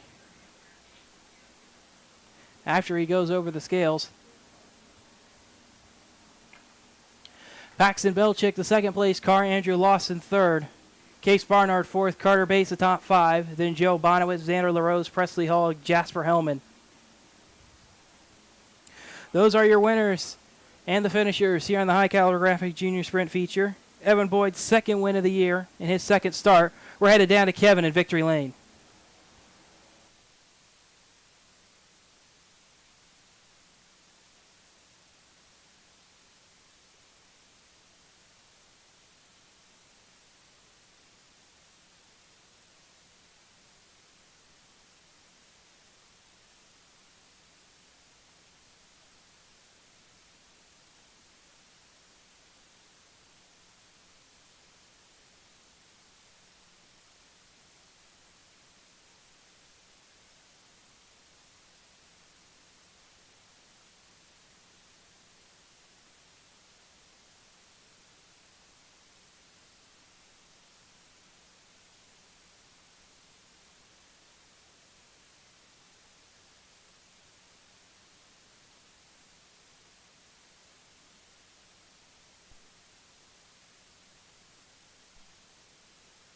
Great job. Car looked fast tonight. Driver looked fast tonight. You made a really good pass there. A couple laps into the race. What do you want to tell us about it? Yeah, my car's really fast. I'd like to thank my mom, my dad, my brother Matt, the Dirty Right Rear podcast, Jeremy Booyer, Jeremy Sutton, Booyer Cattle, Cape Electric, Kevin Bell, GD Hauling, Prestige Trucking, Truck Co., and I think that's all. Sammy's Hauling. All right, it's your second feature win here. Is that correct? Yeah. All right, good job. Come back and do this again. Second time here, second feature here. Excellent. You're undefeated. All right, once again, that's Evan Boyd, our high caliber graphics junior sprint feature winner here at Coles County Speedway.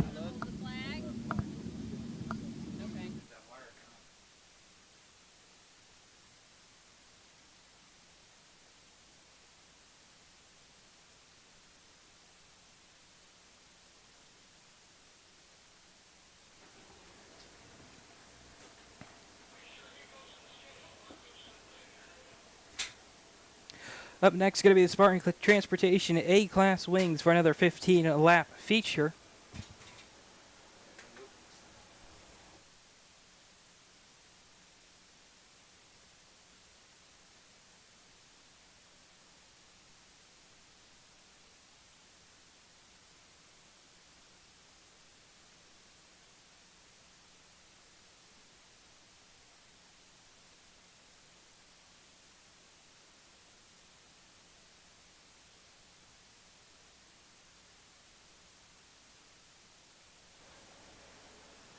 So Evan Boyd off the racetrack, a feature winner tonight here at Coles County Speedway. As I mentioned before, up next, the Spartan Transportation A-Class Wings. Nate Casper from New Lenox, Illinois, number 96, starts us on the pole, with Tyler Taylor from Danville, Illinois, 25T, starting alongside him. J.J. Williams from Harristown, Illinois, starts third in that 8J. And Mackenzie Meany from Terre Haute, Indiana's 10M will start in fourth. Noah Mell from Fairland, Indiana's 95M, starts fifth. Caden Tolliver from Watertown, Wisconsin, starts sixth in the 103T. Cameron Jacobs in the 55J from Chatham, Illinois, starts in seventh with Zach Dowler from Laomie, Illinois. This is number 7D, rounding out the field in the eighth and final starting position. This is once again your Spartan Transportation A-Class Wing feature. Looks like they're not quite ready down there in the staging area just yet to send them out onto the racetrack. So it shouldn't be too much longer, just allowing these drivers to make their way into the staging area.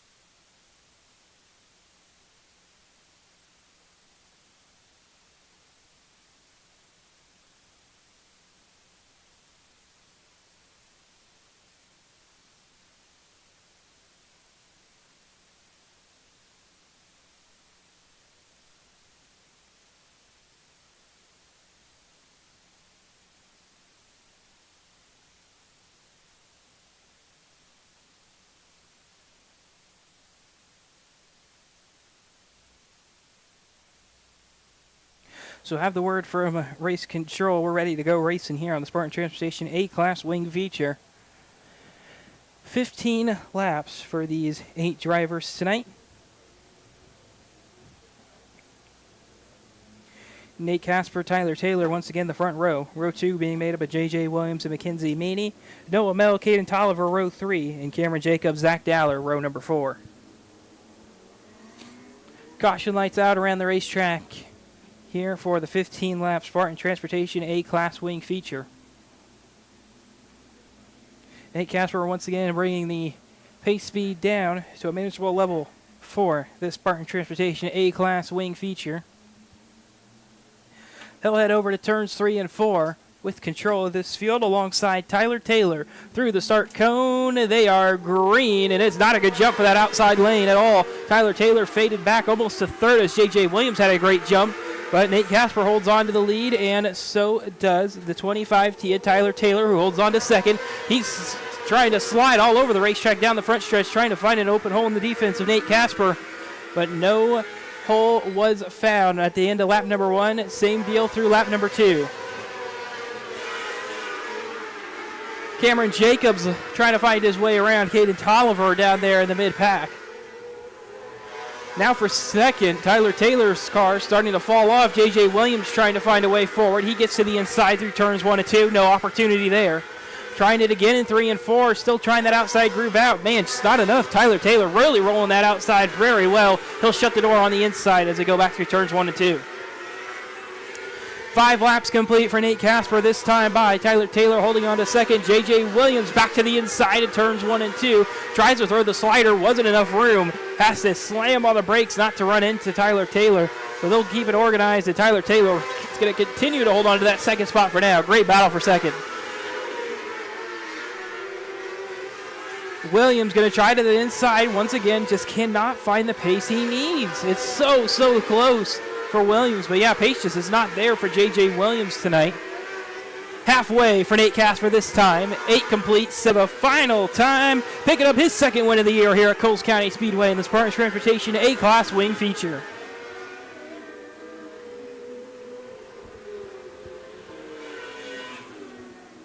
Nate Casper, the winner here on the Spartan Transportation A-Class Wing feature tonight. Tyler Taylor second, J.J. Williams third, Mackenzie Meany fourth, Noah Mell rounding out the top 5. Then Cameron Jacobs sixth, Caden Tolliver seventh, Zach Dowler eighth.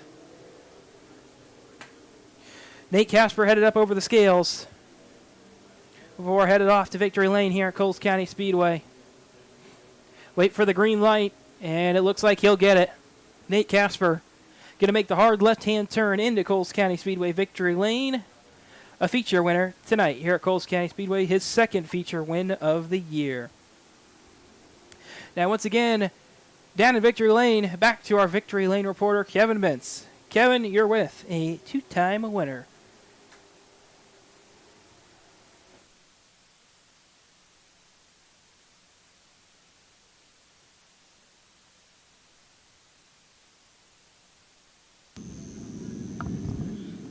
All right, folks, there he is, our Spartan Transportation A-Class Wing feature winner at Coles County Speedway, Nat Casper, number 96 from New Lenox, Illinois.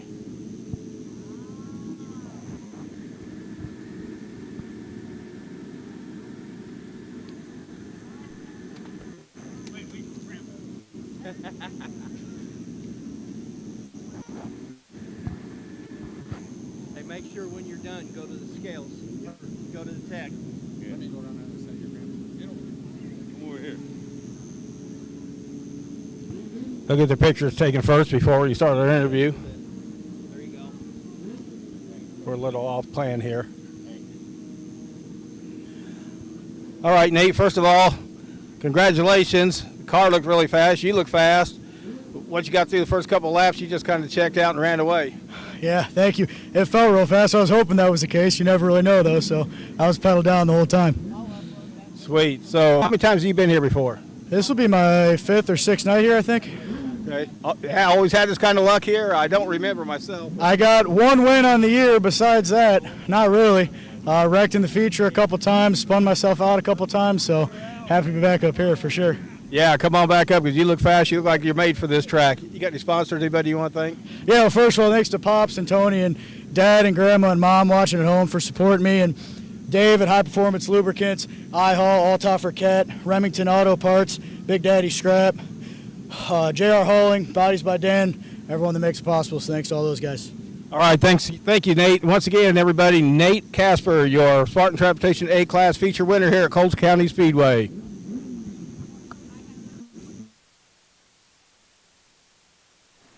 Thank you once again, Kevin, down there in victory lane.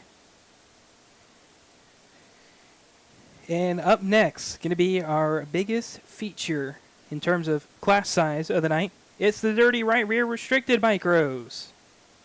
Before we get into that, I do see the question asked quite a bit in the YouTube live chat here of our broadcast here at Coles County Speedway. We're located in Mattoon, Illinois, kind of in the central Illinois part. But as I mentioned, the Dirty Right Rear Restricted Micro is up next, the first 20-lap feature of the night. Niles Tudor's number 14 starts it on the pole. Ezra Green alongside him in the 57G. Dalton Clary's 22D starts third, with Evan Boyd's 5B starting fourth. Eli Holden's number 5E rounds out the top five, with A.J. Williams' 88A starting alongside him in sixth. Wyatt Mort's number 11W starts seventh. Carson Eskew in the 21C starts eighth. Mackenzie Dowler in the 1K starts ninth. Natalie Hubbard in the 53 starts 10th. Cole Jones in the number 17 starts 11th, with Jackson Burks in the number 42 starting in 12th. Kylie Bates, number 12K, in the number 13, or in the 12K, starts 13th, with Lydia Mays 71M starting 14th. Colton Vogel in the number 14V starts 15th, with Emerson Kisner starting 16th in the 14E. RJ Smith in the 11S starts 17th. Riley Bonowitz in the 11R starts 18th. 19th, you'll find J.C. Stanridge in the number 10. And at 20th in the final position, starting position, is Chase Button in the number 9. This is your Dirty Right Rear Restricted Micro feature.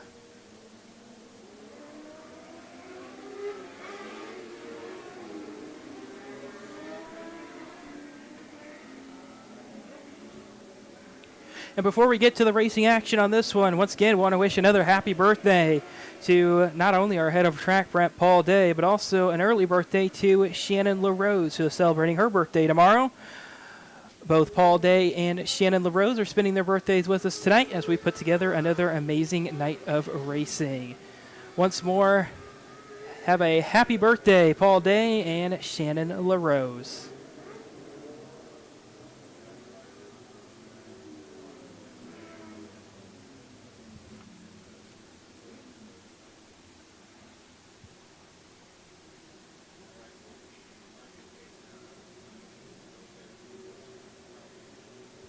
One to go coming this time by for this Dirty Right Rear Restricted Micro field.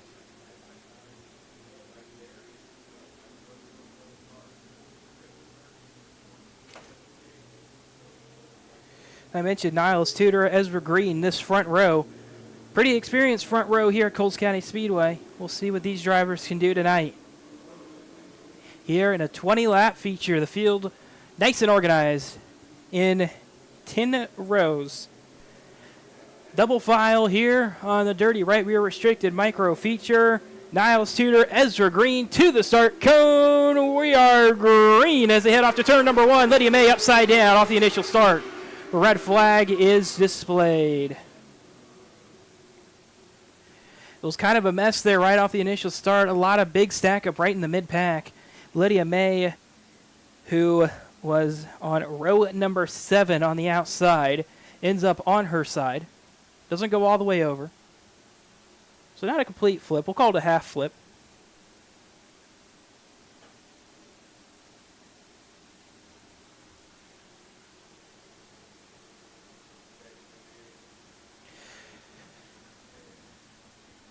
So still 20 laps to go on this Dirty Right Rear Restricted Micro feature. No laps complete. Track crew gets Lydia May's car already righted.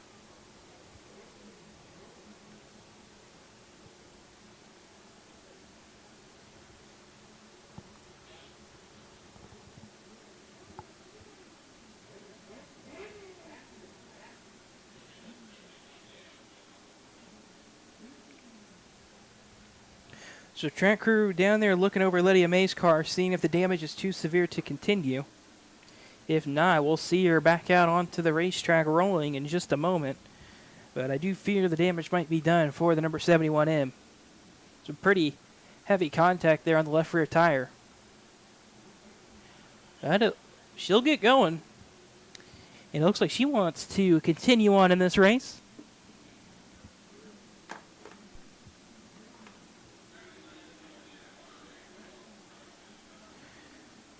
So with that, we should go back to yellow flag conditions here in just a moment. Once everybody gets back to their starting positions, Lydia May still rolling around there through turns 1 and 2. Yeah, damage. Definitely see it all around the tire of the number 71M. We'll have to see if that can hold up for the next 20 laps. But she will continue on in this dirty right rear restricted micro feature.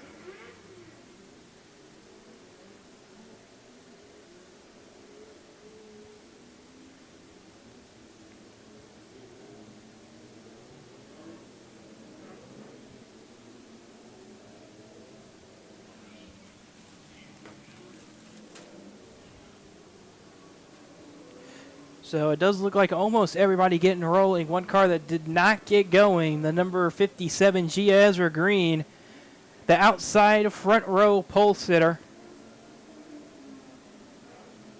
He gets a little push from the safety crew, and he will tag back into his second place starting position. Cole Jones also with an issue. His car comes to a stop on the exit of turn number 2. He's trying to get it refired. I can see him trying everything he can get that car rolling. He gets it rolling a little bit. Track safety crew starting to respond to help him. But he'll get it going. He doesn't need any assistance. And it will be just a minute before we get back underway.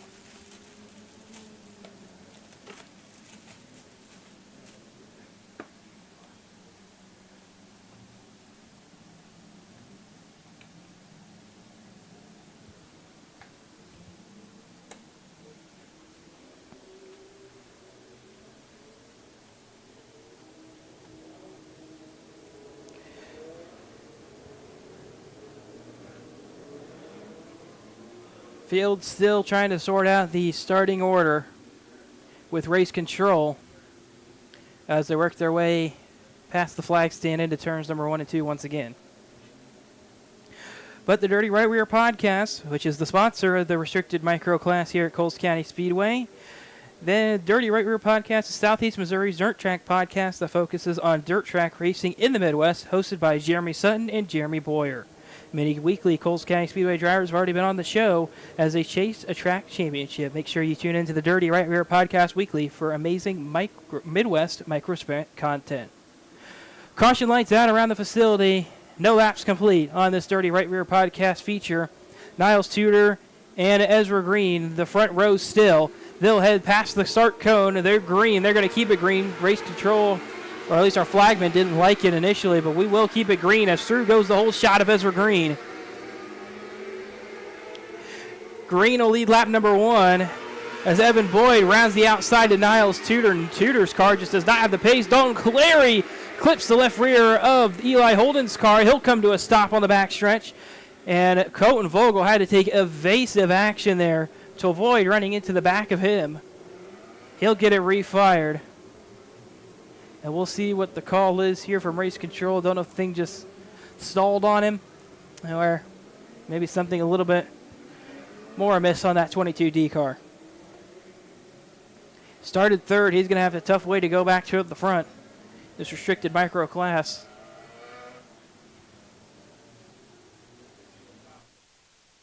This will be a single file restart since we have 1 lap complete. Oh, and under caution, we have 1 car upside down. Red flag will come out. I believe this started with the 14 of Colton Vogel. His car sounded like it fell out of gear again. And for the second time tonight, I believe, Chase Button with a serious issue. He had some sort of mechanical issue in hot laps, and now he finds himself on his side. Second driver this feature for that to happen to. Track crew will get him righted. Top wing destroyed for Button.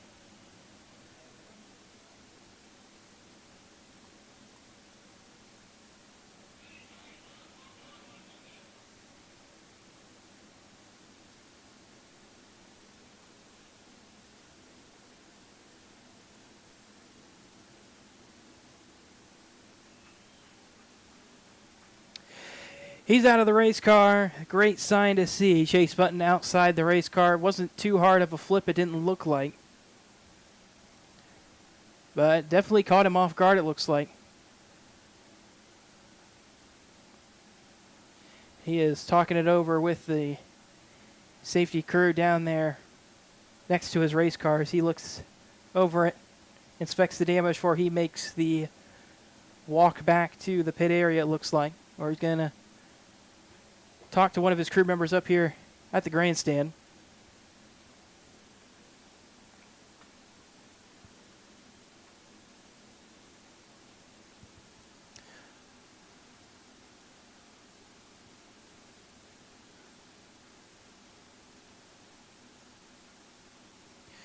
Chase Button was near the tail end of the field. He was 19th, as he would have come back to that restart order. Riley Bonowitz, a non-starter in this one. So only 19 cars came out, and we have the first one out of the race before we can complete a lap.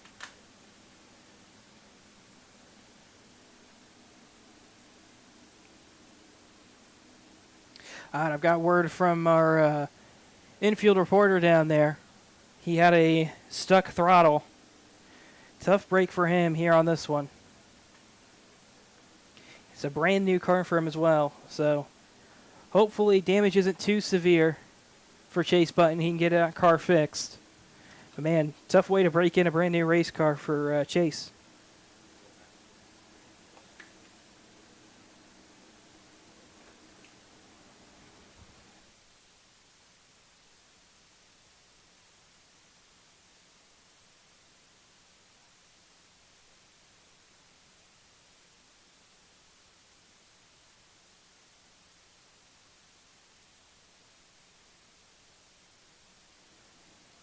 So track crew still working on getting Chase Button's car up on the hook. As they inspect the damage on that number 9.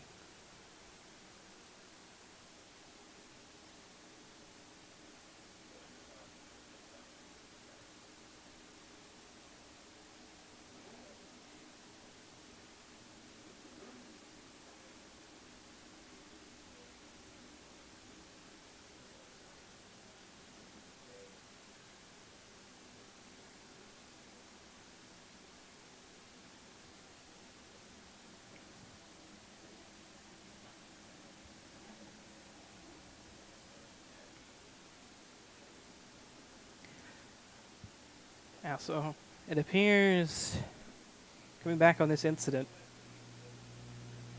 appears when I heard that engine rev up, which I believe was Coten Vogel's car because it was doing that in the heat races, that actually was Chase Button's car. And to avoid taking out some other race cars, he ended up putting it up there, putting it up on its side. And I just feel horrible for Chase. Brand new race car, like I mentioned. Hopefully the issues aren't too severe. We'll see him back in that race car back here soon.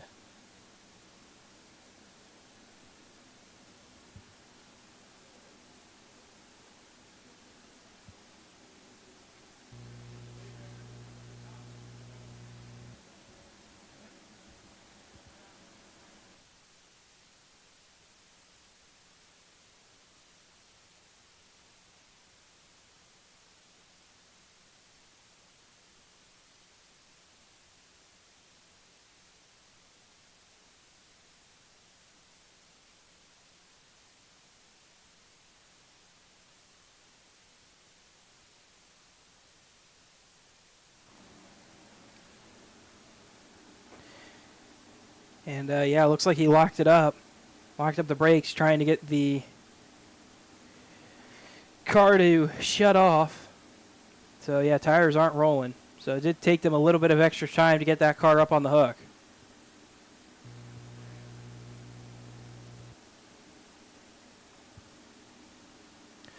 I do want to mention here on the broadcast, I've been having kind of speaker issues all day long, and those issues continuing to plague us here at the Speedway. So unfortunately, the fans in attendance here at the racetrack not going to be able to hear this. But we have been trying to avoid weather all day.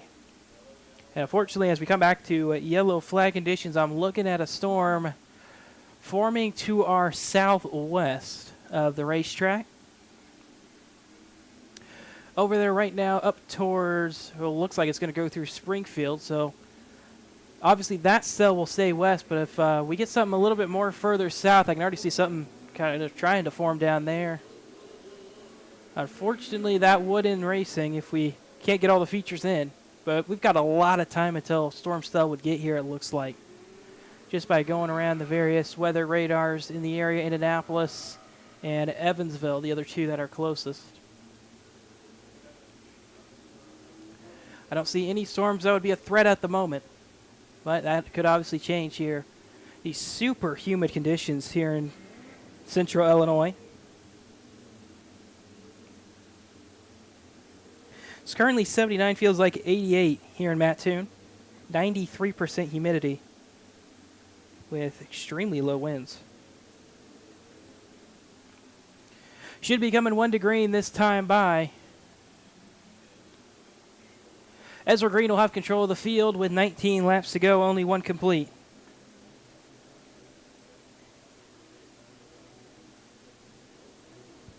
In second will be Evan Boyd, third Niles Tudor, fourth Dalton Clary, top 5 will be Eli Holden. A.J. Williams, Carson Eskew, Wyatt Martz, Mackenzie Dowler, Natalie Hubbard, your top 10 for now. Caution lights are out, and Ezra Green, with control of the field, has to decide where he wants to go.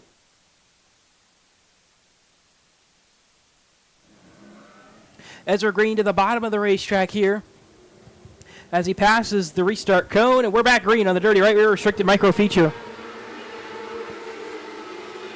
Green gets really tight there right through turns 1 and 2. Niles Tudor gets picked off as we got a big tangle over there in turn number 1. So it was a great jump there for Eli Holden. He went from 5th to at least 3rd right there. He was passing Niles Tudor, and so caution comes out. Cars involved include Colton Vogel's 14V, Cole Jones, number 17, and the 12K of Kylie Bates. They were running 13th, 14th, and 15th at that restart. I'm wondering, Cole Jones just got sideways off the start. Didn't quite see it live. I don't think, yeah, it doesn't look like our broadcast caught it either, unfortunately. It's a great battle up front.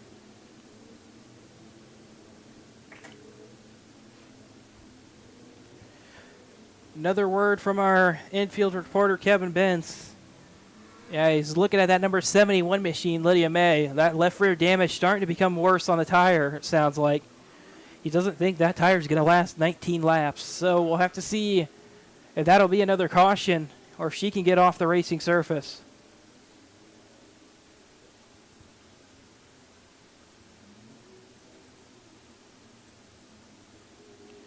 Track crew still working on getting the field sorted out up there at the top of turns 1 and 2. They'll get them all sorted out. And we will go back single file for 19 laps to go on the dirty right rear restricted micro feature. Ezra Green, Evan Boyd, Niles Tudor, Dalton Cleary, Eli Holden, the same top 5. Well, same top 10 we just had. A.J. Williams, Carson Eskew, Wyatt Morris, Mackenzie Dowler, Natalie Hubbard, 5th on back, or 6th on back, excuse me. Then 11th, Jackson Burks, Emerson Kisner, 12th. Lydia May gets promoted to 13th. R.J. Smith, 14th. J.C. Stanridge, 16th. And then Cole Jones, Kylie Bates, Colton Vogel will be the last 3 cars to the tail. That 1 to go signal has been given. Only 1 lap complete of this dirty right rear podcast restricted micro feature, including the red flag. 16 minutes on the board. Ezra Green back down to the bottom of the racetrack for the dirty right rear restricted micro feature restart. We're back green. Field's going to navigate through past this restart cone. Pretty organized down there. They get back to turns 1 and 2. They keep it mostly single file. A little bit of contact in the back half of the field, but no harm, no foul for them. They complete lap number 2. Eli Holden trying to make his way forward, and Cole Jones over the berm, bringing out yet another caution. Eli Holden, man, he just cannot catch a break. He gets such a good jump. He was up to third there if that caution didn't come out. Instead, he'll have to settle for fourth for now.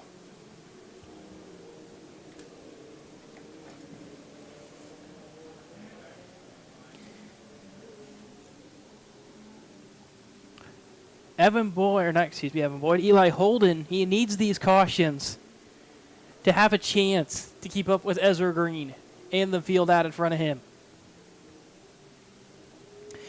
So right now he's stuck in traffic. I think if Eli Holden can get clear of this traffic, I think he's got one of the faster cars back there in the fourth position. One to go signal has been given once again. Ezra Green, Evan Boyd, Niles Tudor, Eli Holden, A.J. Williams, the new top five as they head for the restart cone over in turn number 4. Ezra Green past the restart cone. He's on the gas. We're back green on the dirty right rear restricted micro feature. Field mostly single file as they head down into turns number 1 and 2. They're keeping it a little bit more civil now after those first couple incidents. Field doing a good job at keeping it nice and clean. They complete the first lap back under green, and 3 laps complete. Eli Holden clear for third off turn number 2. And caution comes back out again. Kylie Bates, Colton Vogel. For the second time this race spinning.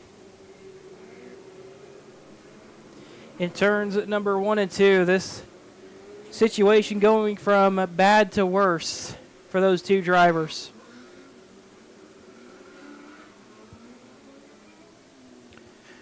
We will go back 1 lap. So 2 laps officially complete. That was the last lap every car in the pack finished.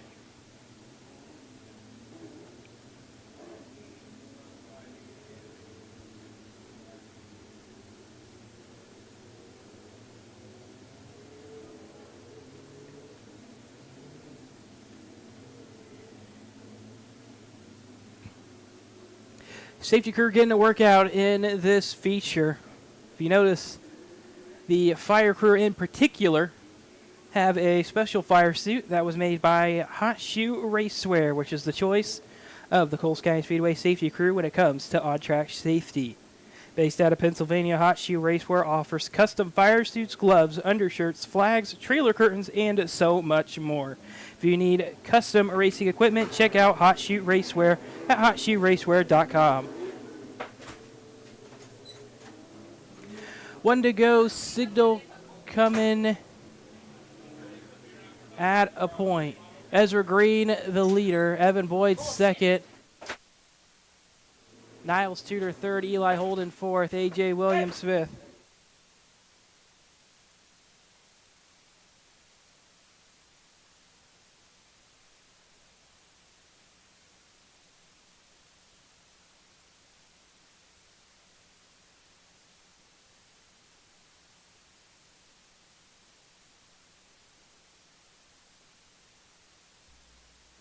Caution lights are out around the facility once again. Ezra Green, Evan Boyd, Niles Tudor, Eli Holden, A.J. Williams, your top 5. Carson Eskew, Mackenzie Dowler, Natalie Hubbard, Wyatt Morse, Jackson Bakes, the top 10. Ezra Green back down to the bottom of the racetrack. 18 laps to go on the dirty right rear restricted micro feature. We are green, green, green. Already got a lot of guys trying out that outside groove. Evan Boyd, Eli Holden goes all the way to the top side, cuts down underneath Niles Tudor, picks off that third position. Trouble on the backstretch. No caution. It's the 11 SR. This will bring a caution. RJ Smith comes to a halt over in turn number 4. He had an issue on the middle of the backstretch that continued through turns 1 and 2. Or continued into turns 3 and 4, excuse me. And with 20 minutes on the clock, 21 minutes officially, with the red flag included.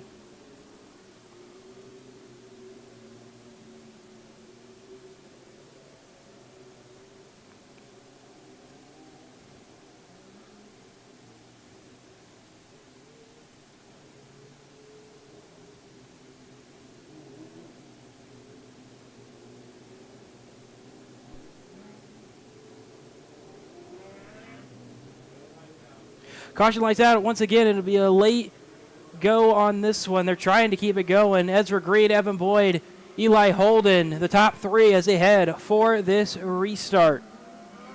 Ezra Green on the bottom. He's on the gas. We are green once again. Everybody trying to work their way past the restart code. Over at turns 3 and 4, nice and clean. Not a great jump that time for Eli Holden, but he's got the pace to stay with these front two for now. Evan Boyd's 5B holding on to the pace. Smith's car still not up to pace on the backstretch. He's got significant issues. We got trouble over in turn number 4 again. Kylie Bates. It's number 12K. Goes for, I believe this will be her third spin of the race, so this should be it for the number 12.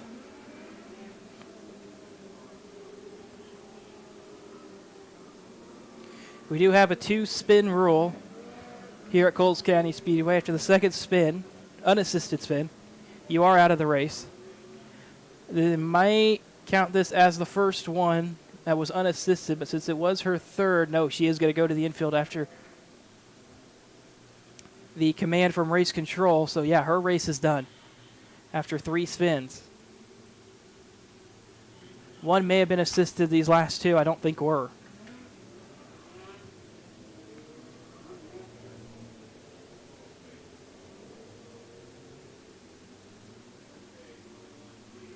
Race control sorting out the restarting order still with 16 laps to go for complete. Ezra Green, Evan Boyd, Eli Holden, Niles Tudor, A.J. Williams, still the same top 5 we just had. Then Carson Eskew, Natalie Hubbard finding her way up to easily inside the top 10 now.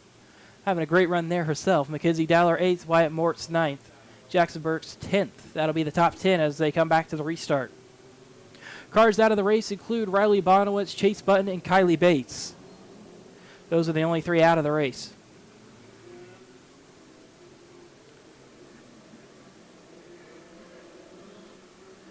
$16 laps to go here on the dirty right rear restricted micro feature as Ezra Green will bring them back down to the bottom of the racetrack. We are green once again. 4 laps complete. We're going to try to do the rest of this one relatively quickly. They're running into time on the feature time limit. Eli Holden to the inside, looking for an opportunity for a second. They're almost 3 wide for the lead. They are off the exit of turn number 4. Evan Boyd knows Eli Holden's coming. He's going to try to go through. They're 3 wide for the lead, and the caution will come out. Carson Eskew goes for a spin. Definitely may have had some help. Front wing damage underneath the hood of that number 21C. Was running 6th at the time. Man, I cannot believe it. Eli Holden, Evan Boyd, Ezra Green, they were 3 wide for the lead as that caution comes out. And man, oh man, that would have been a great battle right there. Only 5 laps complete on the dirty right rear restricted micro feature.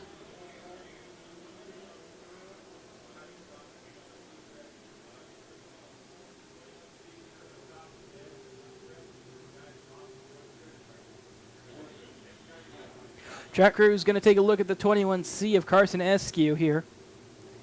He's got the front wing hanging off the car, it looks like, on his front right tire. Track crew are going to try to get that off so he can continue. Obviously a big lack of downforce now on the front end. We're kind of into a race of attrition at this point. It's kind of how it has been this last about month or so with this restricted class. We just passed the 25-minute mark with the red flag. I'm unsure where race control is before they have to call this one due to time constraints. We'll come back to the one to go signal this time by.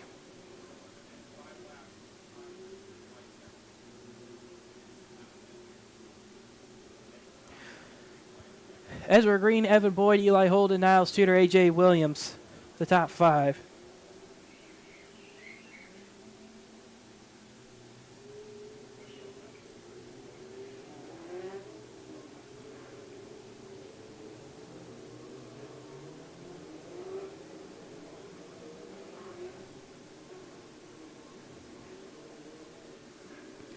Ezra Green with the caution lights out, 5 laps complete, 15 to go. Where does he go? He steeps it on the bottom of this dirty right rear restricted micro feature. Back underway. Great jump for Ezra Green this time. Clear by 2 car lengths by the time they get down into turn number 1. The field single file out behind him. A couple cars trying to make it too wide in the back half, but let's take a look back out up front. Evan Boyd and Eli Holden make some heavy contact there on the front stretch, and it's going to end up with a broken suspension, it looks like, for Evan Boyd. Oh, maybe not. He just got stuck up on the outside wall. He hit that outside wall a ton. That was loud here at the racetrack. Damage is not done. He's going to hit the wall again. This will bring out a caution. And he gets hit again. Carson Eskew upside down. Just wasn't enough time to slow down, it looks like. Carson Eskew moving around in the cockpit. That's a great sign to see. RJ Smith also involved. Track crew will get Carson Eskew flipped back right side.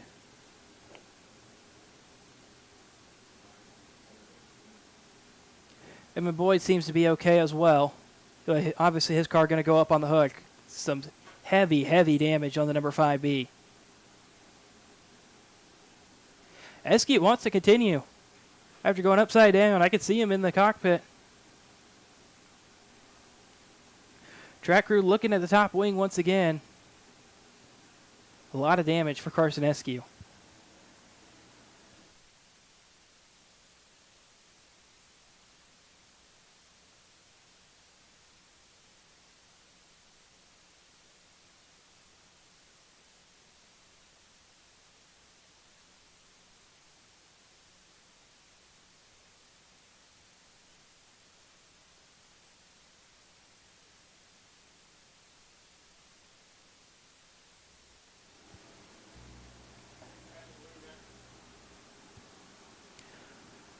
So up on the hook goes Evan Boyd. Yeah, you can see the extent of the right front damage as he went past the broadcast camera on the front stretch. Just significant damage, and he stays in the car as he heads back to the pit area. Carson Eskew and RJ Smith both sticking in their cars as well. I can see RJ Smith's already got his car refired. He drops it into gear. And we'll see what the decision is.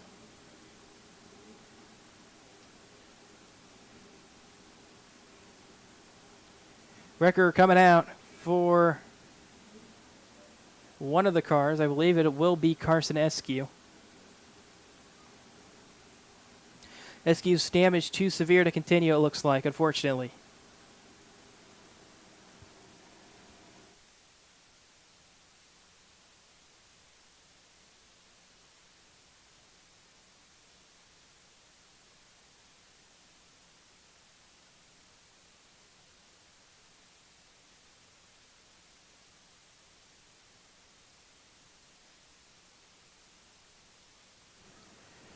Just got word from race control. We have hit the time limit for this feature.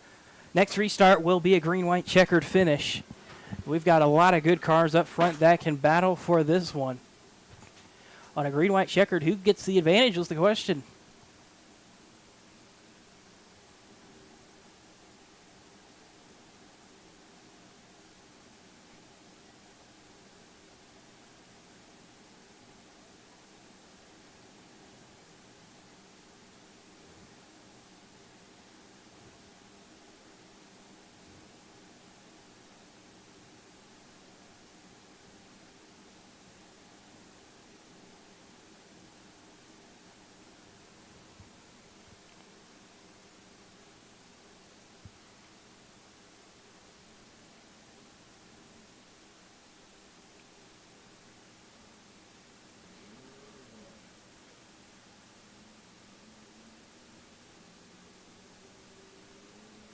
RJ Smith gets his car rolling, and he will continue on.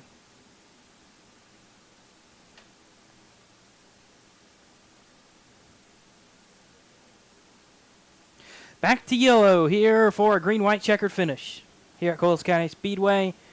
At the end of it, they are only going to complete 9 laps under green. It was a 20-lap feature. Didn't even get to halfway on this one before we hit the time limit.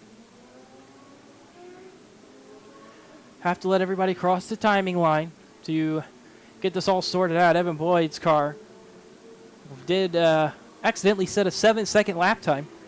as he pulled it down into the infield. So the order will get sorted out.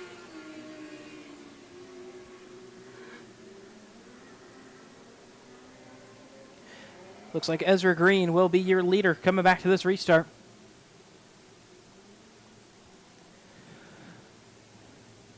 Then it'll be Eli Holden, A.J. Williams, Niles Tudor, and Natalie Hubbard.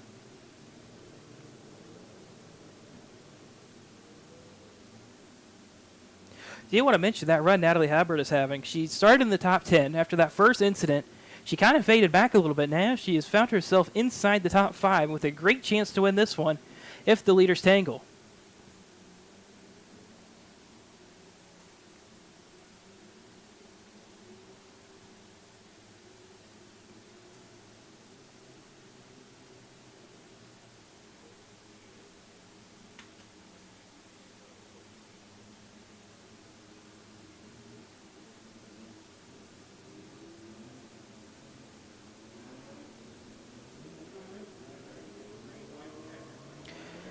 And race control did just issue the command to the drivers. This is a green-white checkered. So here we go. Ezra Green, Eli Holden, A.J. Williams, Niles Tudor, Natalie Hubbard. Any of those drivers inside the top 5 could win this thing. And here we go. Back at the restart cone. We're back green on the dirty right rear restricted micro feature on a green-white checkered. Ezra Green, great jump there. Gets tight on the exit of the corner. Eli Holden to the inside. He's going to look for the lead off turn number 4. White flag waving as Eli Holden takes advantage, and he takes the white flag in the lead. He's going to try to run away from Ezra Green. Ezra Green going to have one shot down here in turns 3 and 4 to try to take it away. He throws it in. It's not enough. Eli Holden going to take the feature win. Eli Holden takes the win in the dirty right rear restricted micro feature. As we do have a red flag on the final lap. Dalton Clary on his side after contact with Kylie Bates, it looks like. But this race is complete.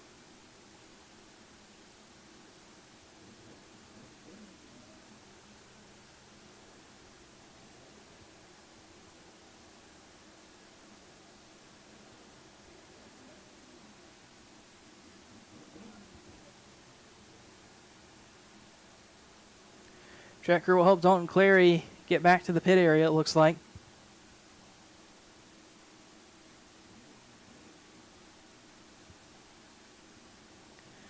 Just have to win on the official call. On my race pass, the race does show as official.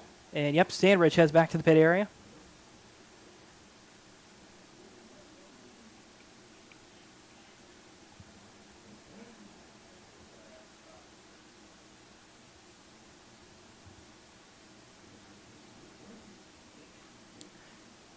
Only completed 10 laps as the race is official at this point in time.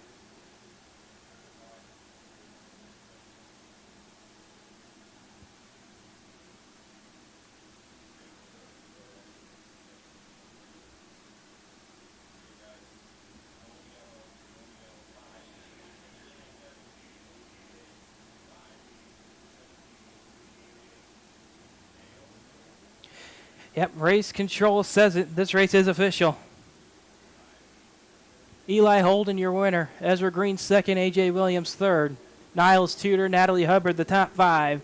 Mackenzie Dowler, Wyatt Moritz, Jackson Burks, Lydia May, Emerson Kisler, the top 10. Colton Vogel, Cole Jones, J.C. Stanridge, Dalton Clary, the rest of the, R.J. Smith also in there as well. Those are your finishers of this race. That goes back to 15th. Evan Boyd, 16th as the first non-finisher. Then Carson Eskew, Kylie Bates, Chase Button goes down to 19th. Riley Bonowitz, the non-finisher, or the non-starter, excuse me. So Eli Holden and then magical number 5 car goes from 5th to 1st in the feature as he picks up his first win of the year and his first start here in the dirty right rear restricted micros. And he will be joined in victory lane by, once again, our victory lane reporter, Kevin Bentz. Kevin?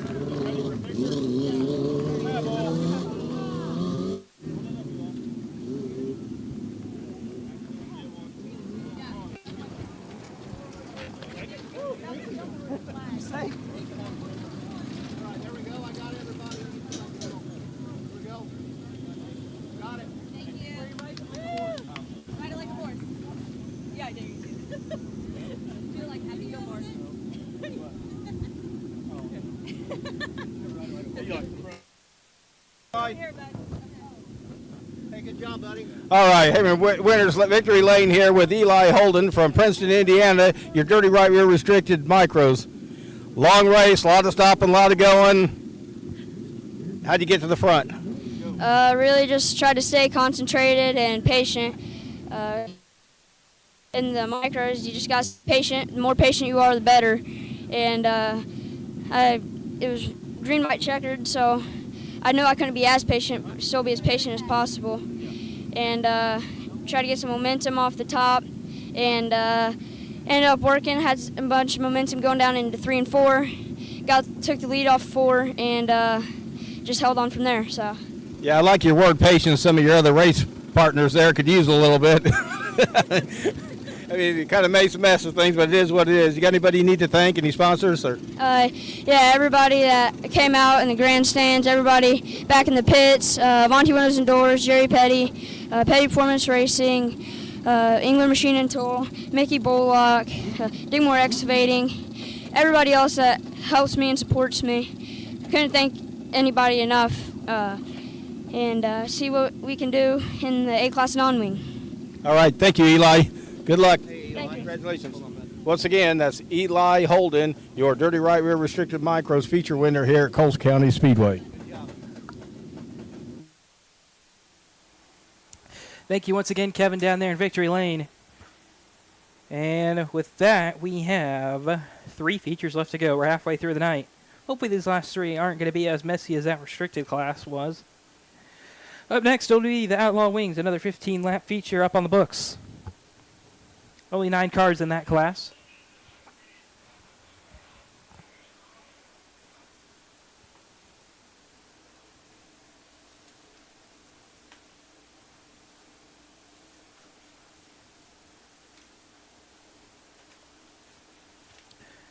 On the pole for the Outlaw Wing feature, it'll be Clayton Apple in the number 63 from Oakland, Illinois. Alongside him will be Chloe Frederick from St. Joseph, Illinois in the number 47. Eric Brodemeyer from Godfrey, Illinois in the number 1 starts 3rd, with Chad Baldwin from Lincoln, Illinois in the 5 starting 4th. Harrison Robards from Darting Prairie, Missouri in the 11R starts 5th, with Zach Bean to his outside in the 6th starting position in car number 15 from Mount Vernon, Illinois. Owen Lansford from New Douglas, Illinois, number 42, starts 7th, with Justin Fernandez from Springfield, Illinois, the number 19, starting 8th. Nolan Bartley's going to round out the field from Hammond, Illinois, in the number 14B, in the 9th and final starting position. This is your Outlaw Wing feature, 15 laps for the Outlaw Wing drivers tonight.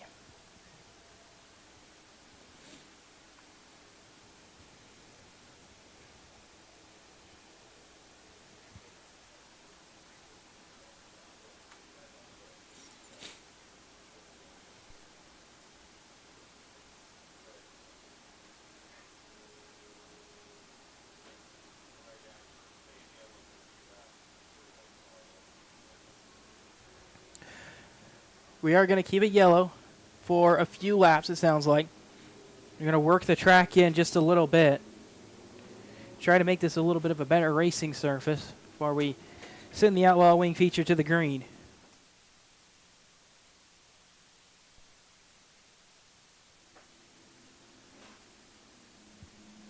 That and also Evan Boyd's car needs some help getting out of the infield after his incident and that last feature.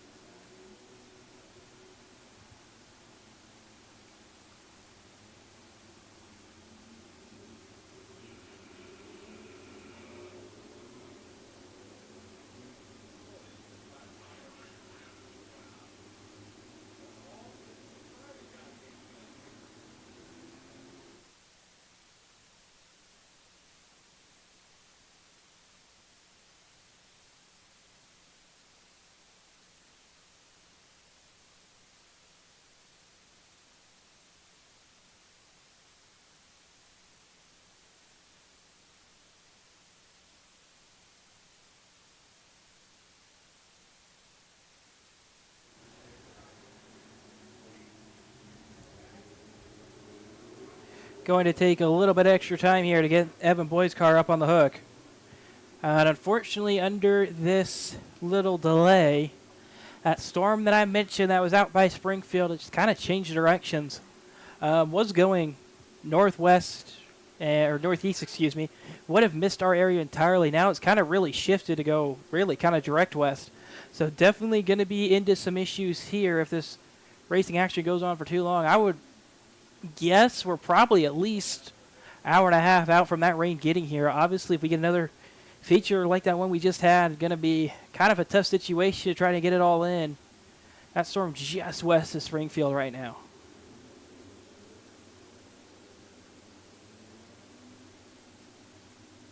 Definitely going to be a threat in this one.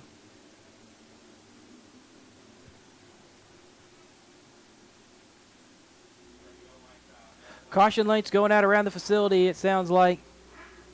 And with that, we will head towards the green flag on the Outlaw winning feature. Clayton Apple, Clay Frederick, the front row. 15 laps for the Outlaw winning drivers tonight. As they pass by the start cone, we are green. It's a great jump for Clayton Apple. He's clear up to the top side of the racetrack as they get through turns 1 and 2. Rodenmeyer makes a little bit of contact with either him or the berm. Couldn't really tell.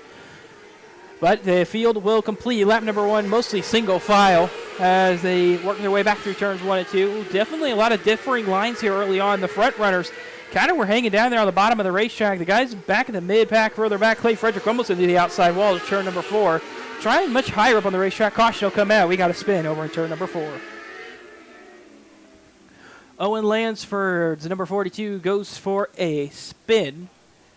I will mention there are only 8 cars out on the racetrack. Nolan Bartley had issues earlier tonight.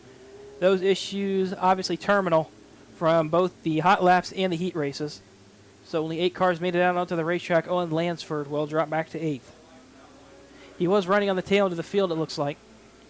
Caution lights out once again for Clayton Apple, Eric Brodemeyer, Clay Frederick, Chad Baldwin, Harrison Robards, who are the top 5 for the Outlaw Wing feature. 2 complete, 13 to go. Up towards the top side of the racetrack is Clayton Apple diving at the restart cone. We're back green on the Outlaw Wing feature. Field mostly single file. They are completely single file by the time they get down to turn number 1. Harrison Robards on the outside. He gets into the outside wall. Chad Baldwin, he's trying to make that outside groove work. Baldwin, don't think he knew he was there. Unfortunate contact for them right there. And a heavy impact on the front stretch for the 42. Caution will come out, as he is desperately trying to get off the racing surface. But yeah, just not going to happen. Owen Lansford, the damage that he had from the first incident. And yeah, that front sign pushed in heavily.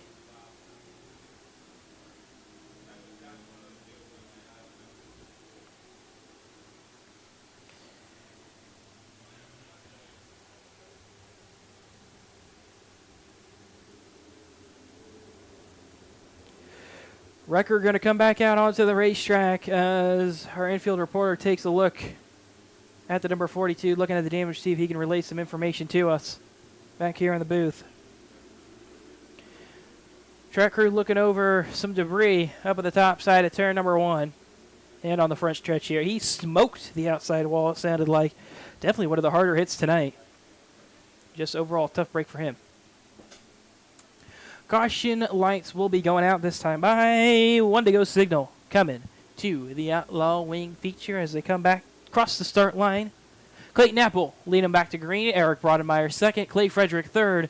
Chad Baldwin 4th. Harrison Robards 5th. Justin Fernandez 6th. Zach Bean 7th. And Owens Lansford out of the race in 8th. Clayton Apple up towards the top side of the racetrack. Well, it looks like he is going to keep this field. Rolls towards the top side of the racetrack as Clayton Apple diving at the restart cone. We're back green on the Outlaw Wing feature. Single file the field through turn 1. On the outside, Clay Frederick trying to get around Eric Brodenmeyer. His car not good at all. He's got some sort of issue underneath the number 47. Car went off into turn number 3, and it just did not want to turn as Zach Bean goes for a spin out behind him. 5 laps scored, that's complete. 10 to go on the Outlaw Wing feature. Zach Bean trying to get it turned around. Gonna need some assistance.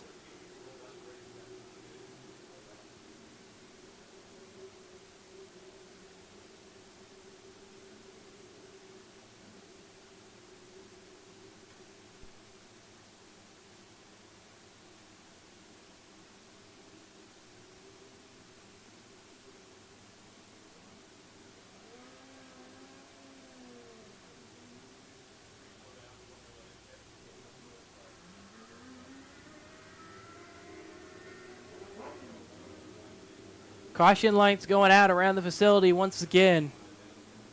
It's going to be this pretty much the same restarting order we just had. Clayton Apple, Eric Brodemeyer, Chad Baldwin, Harrison Robards, Clay Frederick now the top 5. After Clay Frederick's car looked like he just did not want to turn on the entry to turn number 3 on that last restart. But Clayton Apple is going to bring the Outlaw Wing feature field up towards the top side of the racetrack. He waits on it, on the gas, past the restart cone. We're back green. Great jump there for Clayton Apple. He gets away from Eric Brodemeyer out behind him. Harrison Robards trying to throw the slider on Chad Baldwin. He'll be ahead at the line for third. Baldwin going to fire it back on the inside. Frederick nowhere to go. Has to stand on the brakes. A little bit of contact there with Harrison Robards and Baldwin. Frederick trying to follow him in line. Frederick got real loose right there on the entry. He has to really back it up. We got a great battle for third. We got a great battle for the lead. Off turn number 2, Clayton Apple and Eric Brodemeyer under a blanket as they head back into turns number 3 and 4. Past the halfway point, 6 laps to go. Trouble, turn number 4.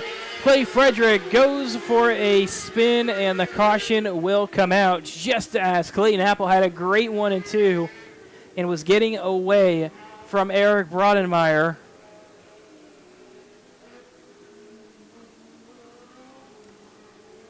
Six laps will remain on the Outlaw Wing feature when we come back to the green. Clay Frederick going for that spin, bringing out the caution once again here in this Outlaw Wing feature. 1 to go at the flag stand. Clay Frederick into the infield. Those shoes terminal for the 47.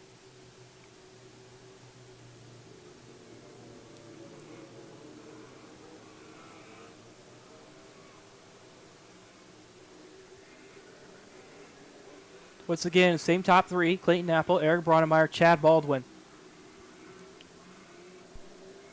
On this restart, Clayton Apple expected to bring the field back to the same spot he has all night long, the top side. Waiting at the restart cone, he dives at it. Great jump for Brodemeyer. We're green on the Outlaw Wing feature. Brodemeyer, that's his best restart he's had yet. He's there on the back bumper of Clayton Apple. Here comes the slider from Brodemeyer. It's clean. He has the lead at the line. Brodemeyer going to try to muscle around the outside. Just doesn't have the pace through turns 1 and 2. Clayton Apple defending the bottom lane aggressively. Getting up in front of the 1E Eric Brodemeyer. Really trying to keep that 63 down there on the bottom of the racetrack. Brodemeyer gets a great 1 and 2 that time. They're side by side with 4 laps to go. Coming to 3 laps to go. Apple is clear off turn number 4. Fantastic battle up front. Clayton Apple and Eric Brodemeyer. Brodemeyer backing up the exit of turn number 4. He knows that's where the move's going to have to be. He's just biding his time right now. 2 laps to go. Time running out for the field. Great battle up in front. White flag waving this time. Apple gets tight on the exit of the corner. Brodemeyer on the back bumper, knocking on the door. Here they go down the backstretch. Into turns 3 and 4 for the final time. Brodemeyer might be too far back, and he is. Clayton Apple going to take the win in the Outlaw Wing feature. Trouble at turn number 4 to end the race. Chad Baldwin spinning. Other cars seemed like it was involved. But Clayton Apple the winner. First win in a long time for Clayton Apple here at Coles County Speedway. A very popular win here in the grandstands. Clayton from Oakland, Illinois, not that far from here. And just a great run for him in a newer car. Hasn't really had a lot of track time in that race car this year or last year. And man, that's exactly the run he needed to get that momentum back.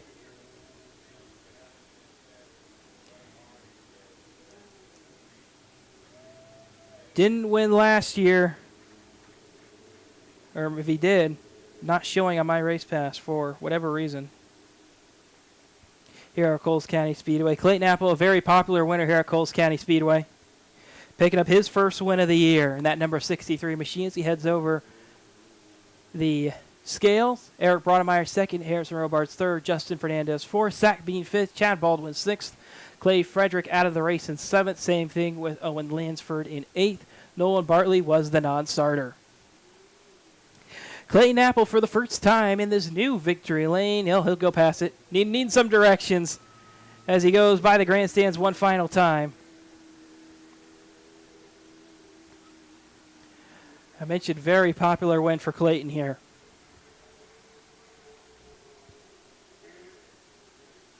He's going to do some burnouts on the backstretch. How about that?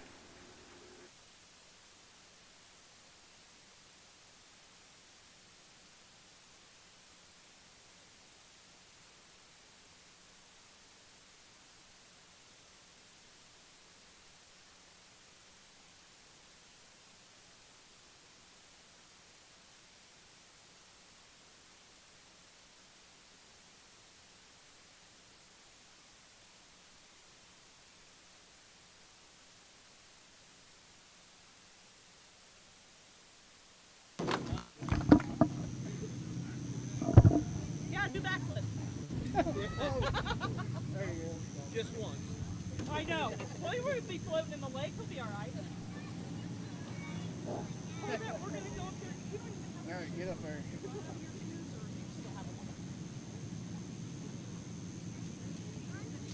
Oh, Mom took Mom. Okay. He was on. He was on you, though. Oh, yeah. So they said that's it. He was waiting for you to mess up. 1K. This is his very last race.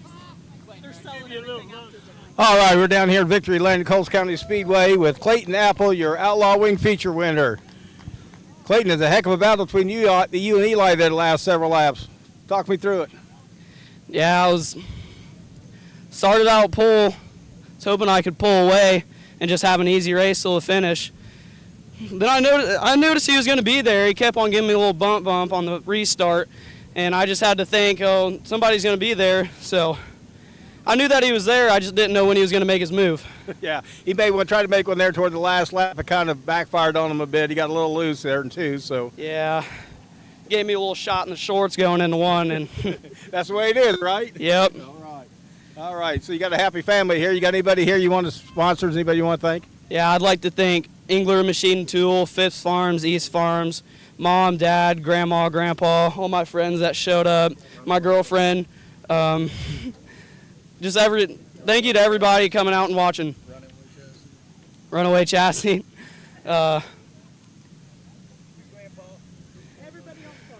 Everybody on the car. Everybody on the car. All right. Thank you. Congratulations once again. All right, folks. That's Clayton Apple, your Outlaw Wing feature winner here at Coles County Speedway. And a happy clan.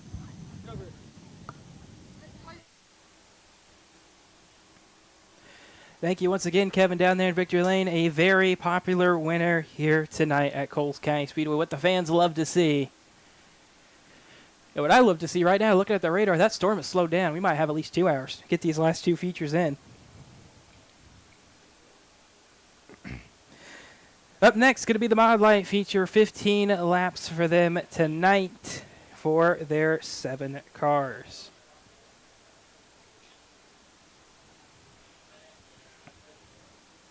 Get you the starting lineup once Clayton Apple starts making his way off the racing surface.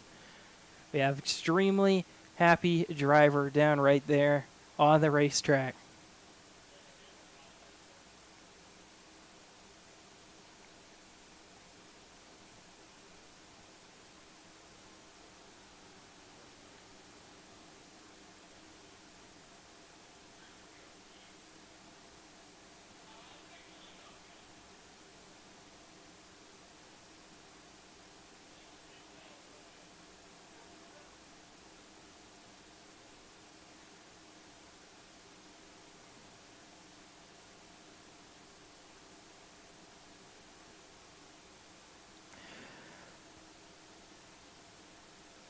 All right, so Clayton Apple going to make his way off the racetrack here. A winner, Coles County Speedway, finally at last in this Outlaw wing car.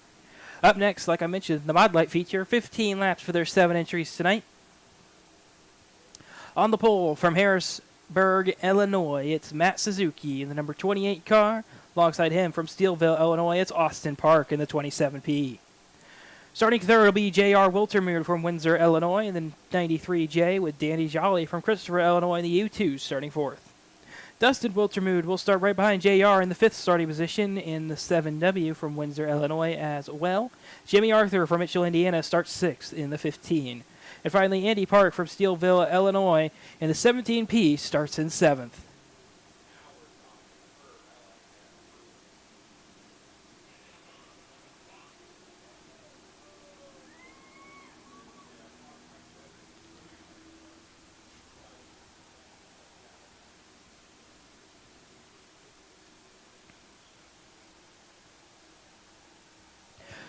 My Light feature got the command. They're coming out onto the racetrack right now. Back there in the staging area, car 2 might need some assistance, but I don't believe they will.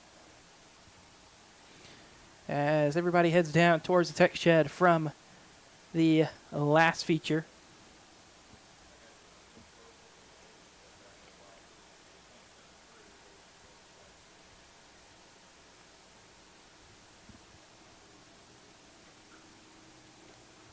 One to go, signal being given to the Mod Light feature as they pass by the start cone. Off into turn number 1. This field will go ready to go racing. Are the Mod Lights. Like I mentioned, Matt Suzuki, Austin Park. 2 fast cars. They've got J.R. Wiltermude, another fast car starting on the inside in third. Same thing with Danny Jolly. Here they go towards the start cone. We are green on the Mod Light feature. Into turns 1 and 2, the field stays double file. Austin Park on the outside of Matt Suzuki trying to make something work. Suzuki still rolling that bottom pretty well, but Austin Park up top going to not quite lead lap number 1. Matt Suzuki ahead by just 100th of a second. That looks like it might change this time as they roll back into turns 3 and 4. Matt Suzuki on the bottom, Austin Park up top. Suzuki leads that lap. Suzuki gets a terrible turns 1 and 2 down there that time. It allows Austin Park to get sufficiently alongside. Austin Park might steal the lead away on this lap at the line. Not quite. Man, great battle up front. 0.006 of a second at the line that time for the front two. Field mostly single file out behind them after the side of this great battle up front. Matt Suzuki, Austin Park just throwing haymakers at each other. Suzuki has led every lap so far, but that looks like it's going to change. Austin Park gets cleared to the bottom of the racetrack here in turns 3 and 4. Maybe not. Suzuki going to try to just about get the nose ahead. Can't quite do it. Suzuki settling into second now, it looks like. Austin Park keeping it up on the top side of the racetrack, liking that higher groove, but he's going to lose the lead now as they come off turn number 4. Danny Jolly got sideways at some point. He was all over the back bumper of J.R. Wiltermude. He'll fall all the way back outside, almost outside the top 5. He's running 5th at the moment. Up front, Matt Suzuki able to finally get clear of Austin Park. Just sent down his fastest lap at 12.0. Halfway this time for the Mod Light feature. Austin Park trying everything he can to wheel that car inside the racetrack. That car looking like it's getting real tight now. His pace has fallen off almost a full second over those last couple laps. Matt Suzuki keeping it ever consistent out in front of that number 28 machine. He's really had the pace every time he's come to a Mod Light feature here at Coles County Speedway. 5 laps to go for Matt Suzuki.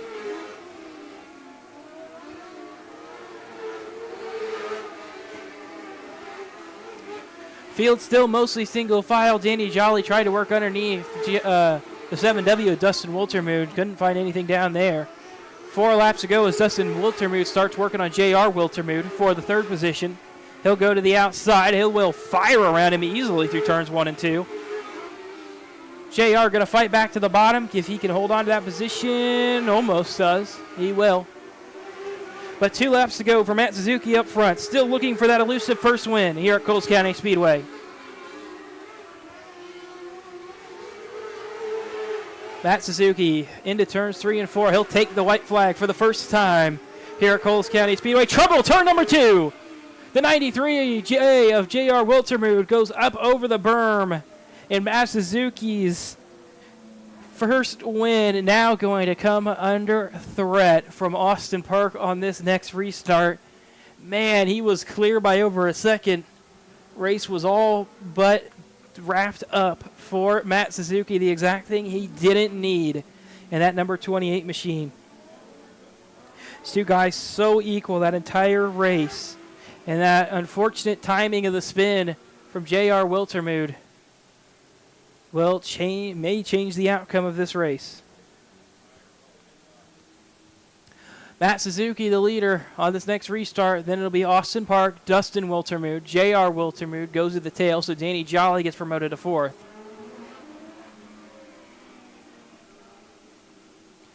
Fifth will be Andy Park. 6th, Jimmy Arthur.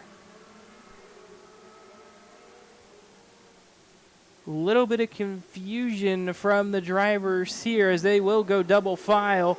Green flag waving as it looks like maybe their rules set a little bit different. Obviously didn't get passed on here at the tower, up on the broadcast side. White flag coming to Matt Suzuki this time as he gets a good enough jump. White flag, Matt Suzuki. Clear by half a second. Austin Park not close enough, it looks like. The exit turn number 2, that gap widening. Trouble over in turn number 2. Once again, the caution comes out for J.R. Wiltermude. Once again, he was fighting to get that car back into a good finishing position, was up to 5th. He goes for a spin. And he is headed back to the infield, or back to the pit area after his 2 spins, and he is done. Green, white flag will be dropping at the exact same time. Matt Suzuki, Austin Park, the front row. Then Dustin Wiltermude will line up alongside. Here we go. 1 lap shootout for the Mod Light feature. They double it up for the final time. Matt Suzuki on the gas. It's not a great jump. White and green together. And we got a big time spin over in turn number 4 off the initial start. And caution comes back out. Andy Park has to slam on the brakes not to get carried into the outside wall off turn number 4. Does a great job not picking up any further damage.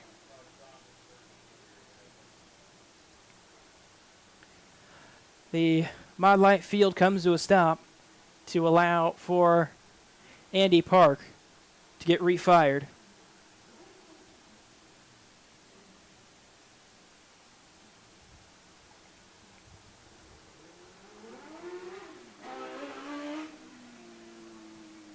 Damage doesn't seem too severe for Andy, so it looks like he will continue on.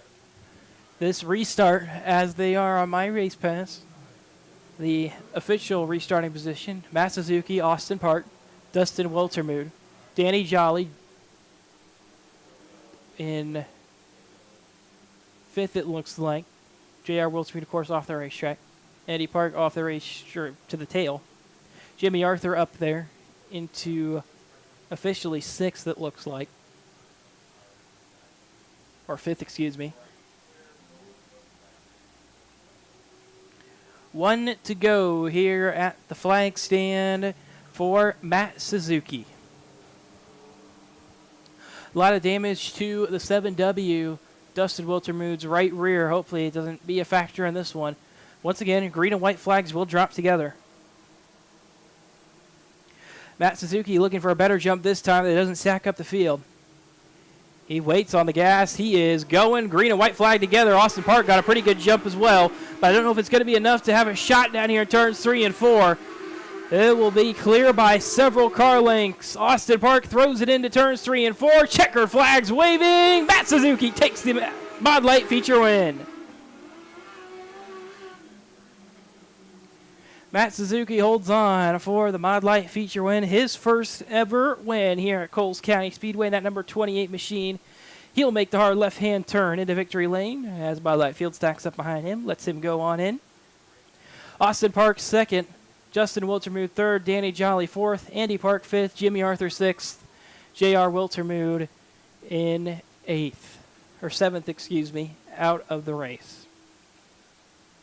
We're going to throw it back down to victory lane with Kevin for a first-time winner here at Coles County Speedway.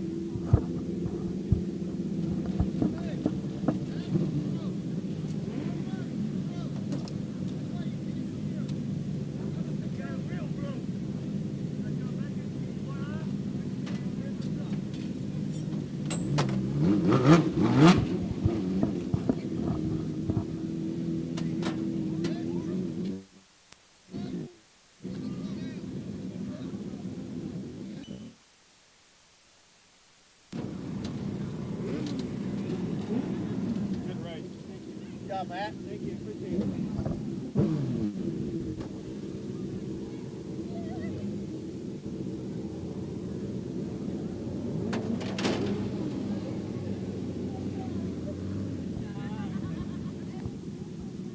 That's two now, ain't it? Two? That's my first one here. Is your first one here? Yeah. All right, I'm down here in Victory Lane with Matt Suzuki, your Mod Light feature winner here at Coles County Speedway. Matt, you and Austin Park had one heck of a battle the first half of that race. Then he bobbled a little bit, and he was never able to get back to you after that.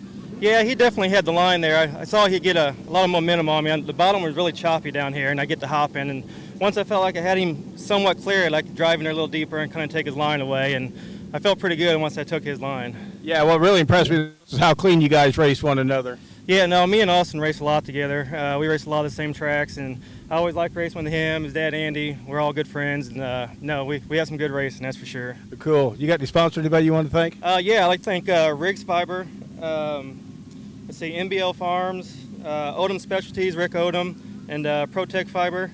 And then obviously my wife, Whitley, here, and my daughter, Forgot her name?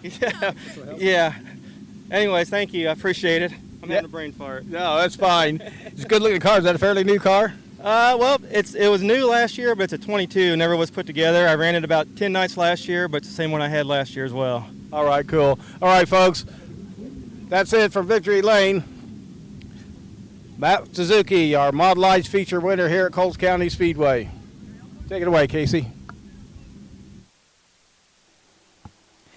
Thank you once again, Kevin. One feature left to go tonight here at Coles County Speedway. This will be the final feature, another 15-lapper coming up here. This time with the A-Class non-wing cars. Final feature of the night.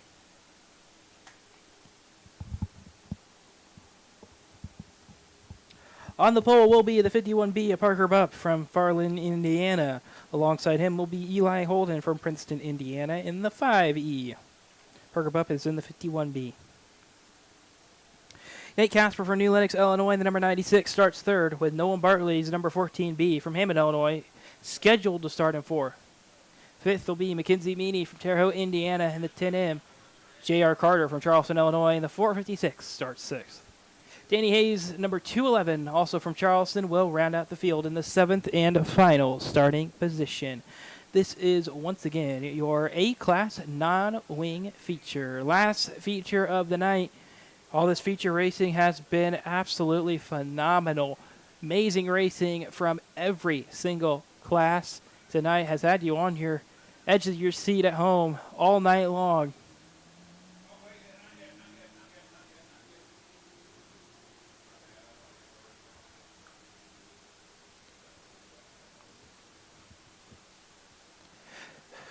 So the Lakeland College scoreboard will light up with 15 laps to go for feature racing tonight here at Coles County Speedway. One final time here on July 26th. It's the final race of July here at Coles County Speedway.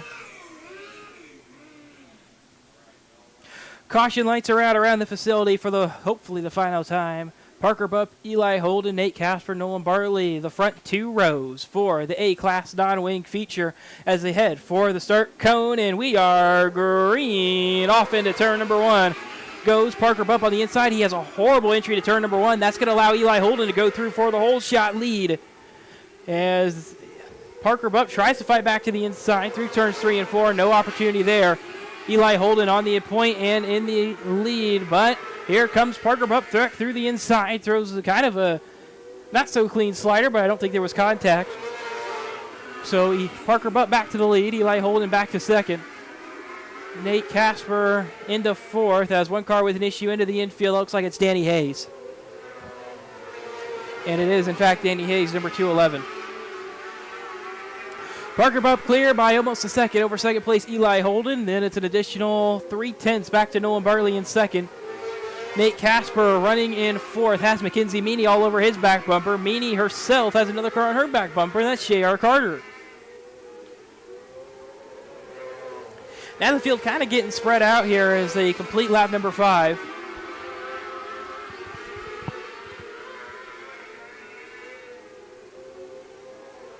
Parker Bupp almost into the outside wall. You can see just how hard he's pushing that race car. Off of turn number 4, he's really just trying to keep his lead as big as possible. There's obviously no mirrors on these race cars, so no idea how close that car behind you is. Trouble over in turn number 3. One car with a steering failure of some sort. It looks like J.R. Carter's car carries him straight into the outside wall. It wasn't really head on. I think the car got loose. He overcorrected, and then something was broken at that point in time. So the caution comes out just short of the halfway point on the A-Class non-wing feature. Track crew will work on getting J.R. Carter's car off the racing surface as his car will head up onto the hook. His night is over. And he will become the second non-finisher in this feature. Danny Hayes, the first car out after completing 2 laps. J.R. Carter, the second one out after completing 6.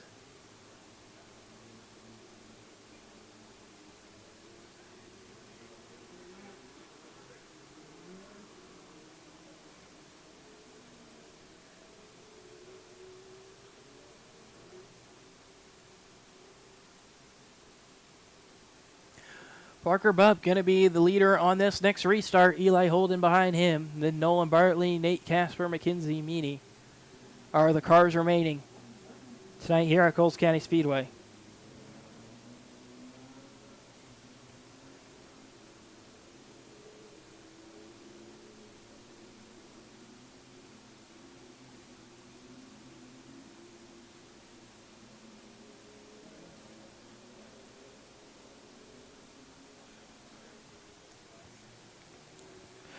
Caution lights going out this time by as the 1-to-go signal being given to this A-Class non-wing feature. Parker Bupp, Eli Holden, Nolan Bartley, Nate Casper, Mackenzie Meany. The field remaining in this one, that's 1st through 5th on the A-Class non-wing feature. Half the race left to go, 7 complete, 8 laps to remain.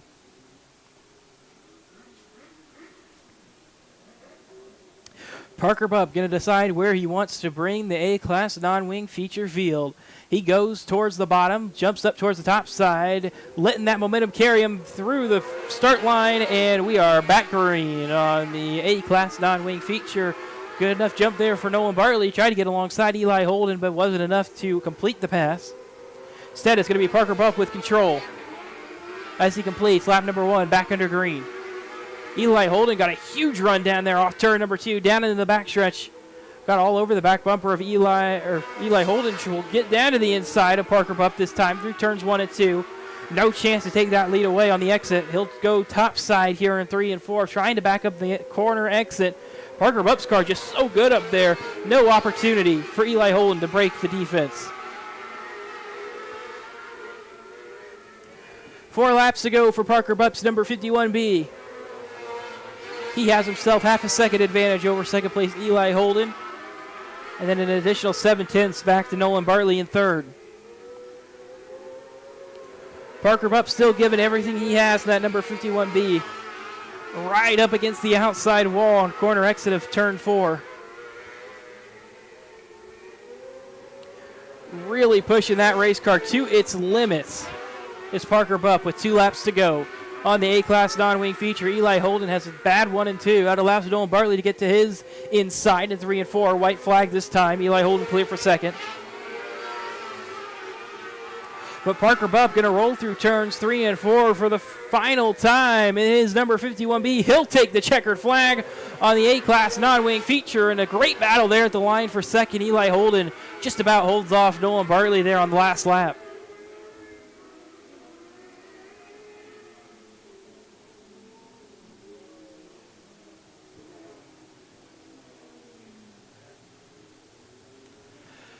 Parker Bupp wins the A-Class non-wing feature on the final feature of the night. Eli Holden second, Nolan Bartley third, Nate Casper fourth, Mackenzie Meany fifth. J.R. Carter and Danny Hayes sixth and seventh respectively. Both of those drivers non-finishers. J.R. Carter only turned 6 laps, Danny Hayes 2.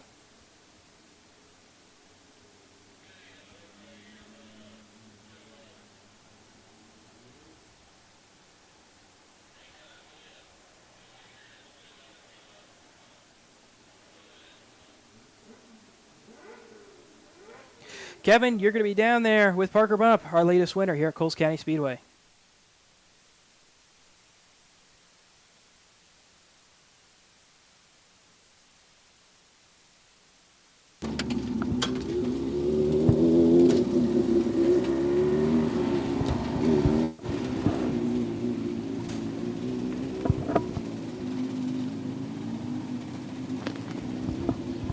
All right, down here in Victory Lane with Parker Bupp from Fairland, Indiana. Good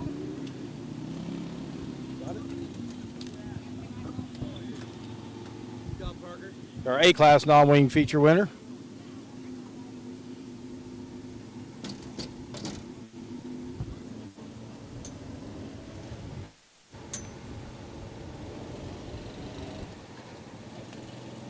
Dude, I thought you were going to take the front stretch wall down.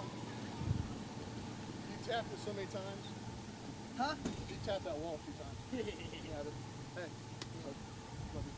Closer you are to it, the less it All right, got the family coming in, congratulating him.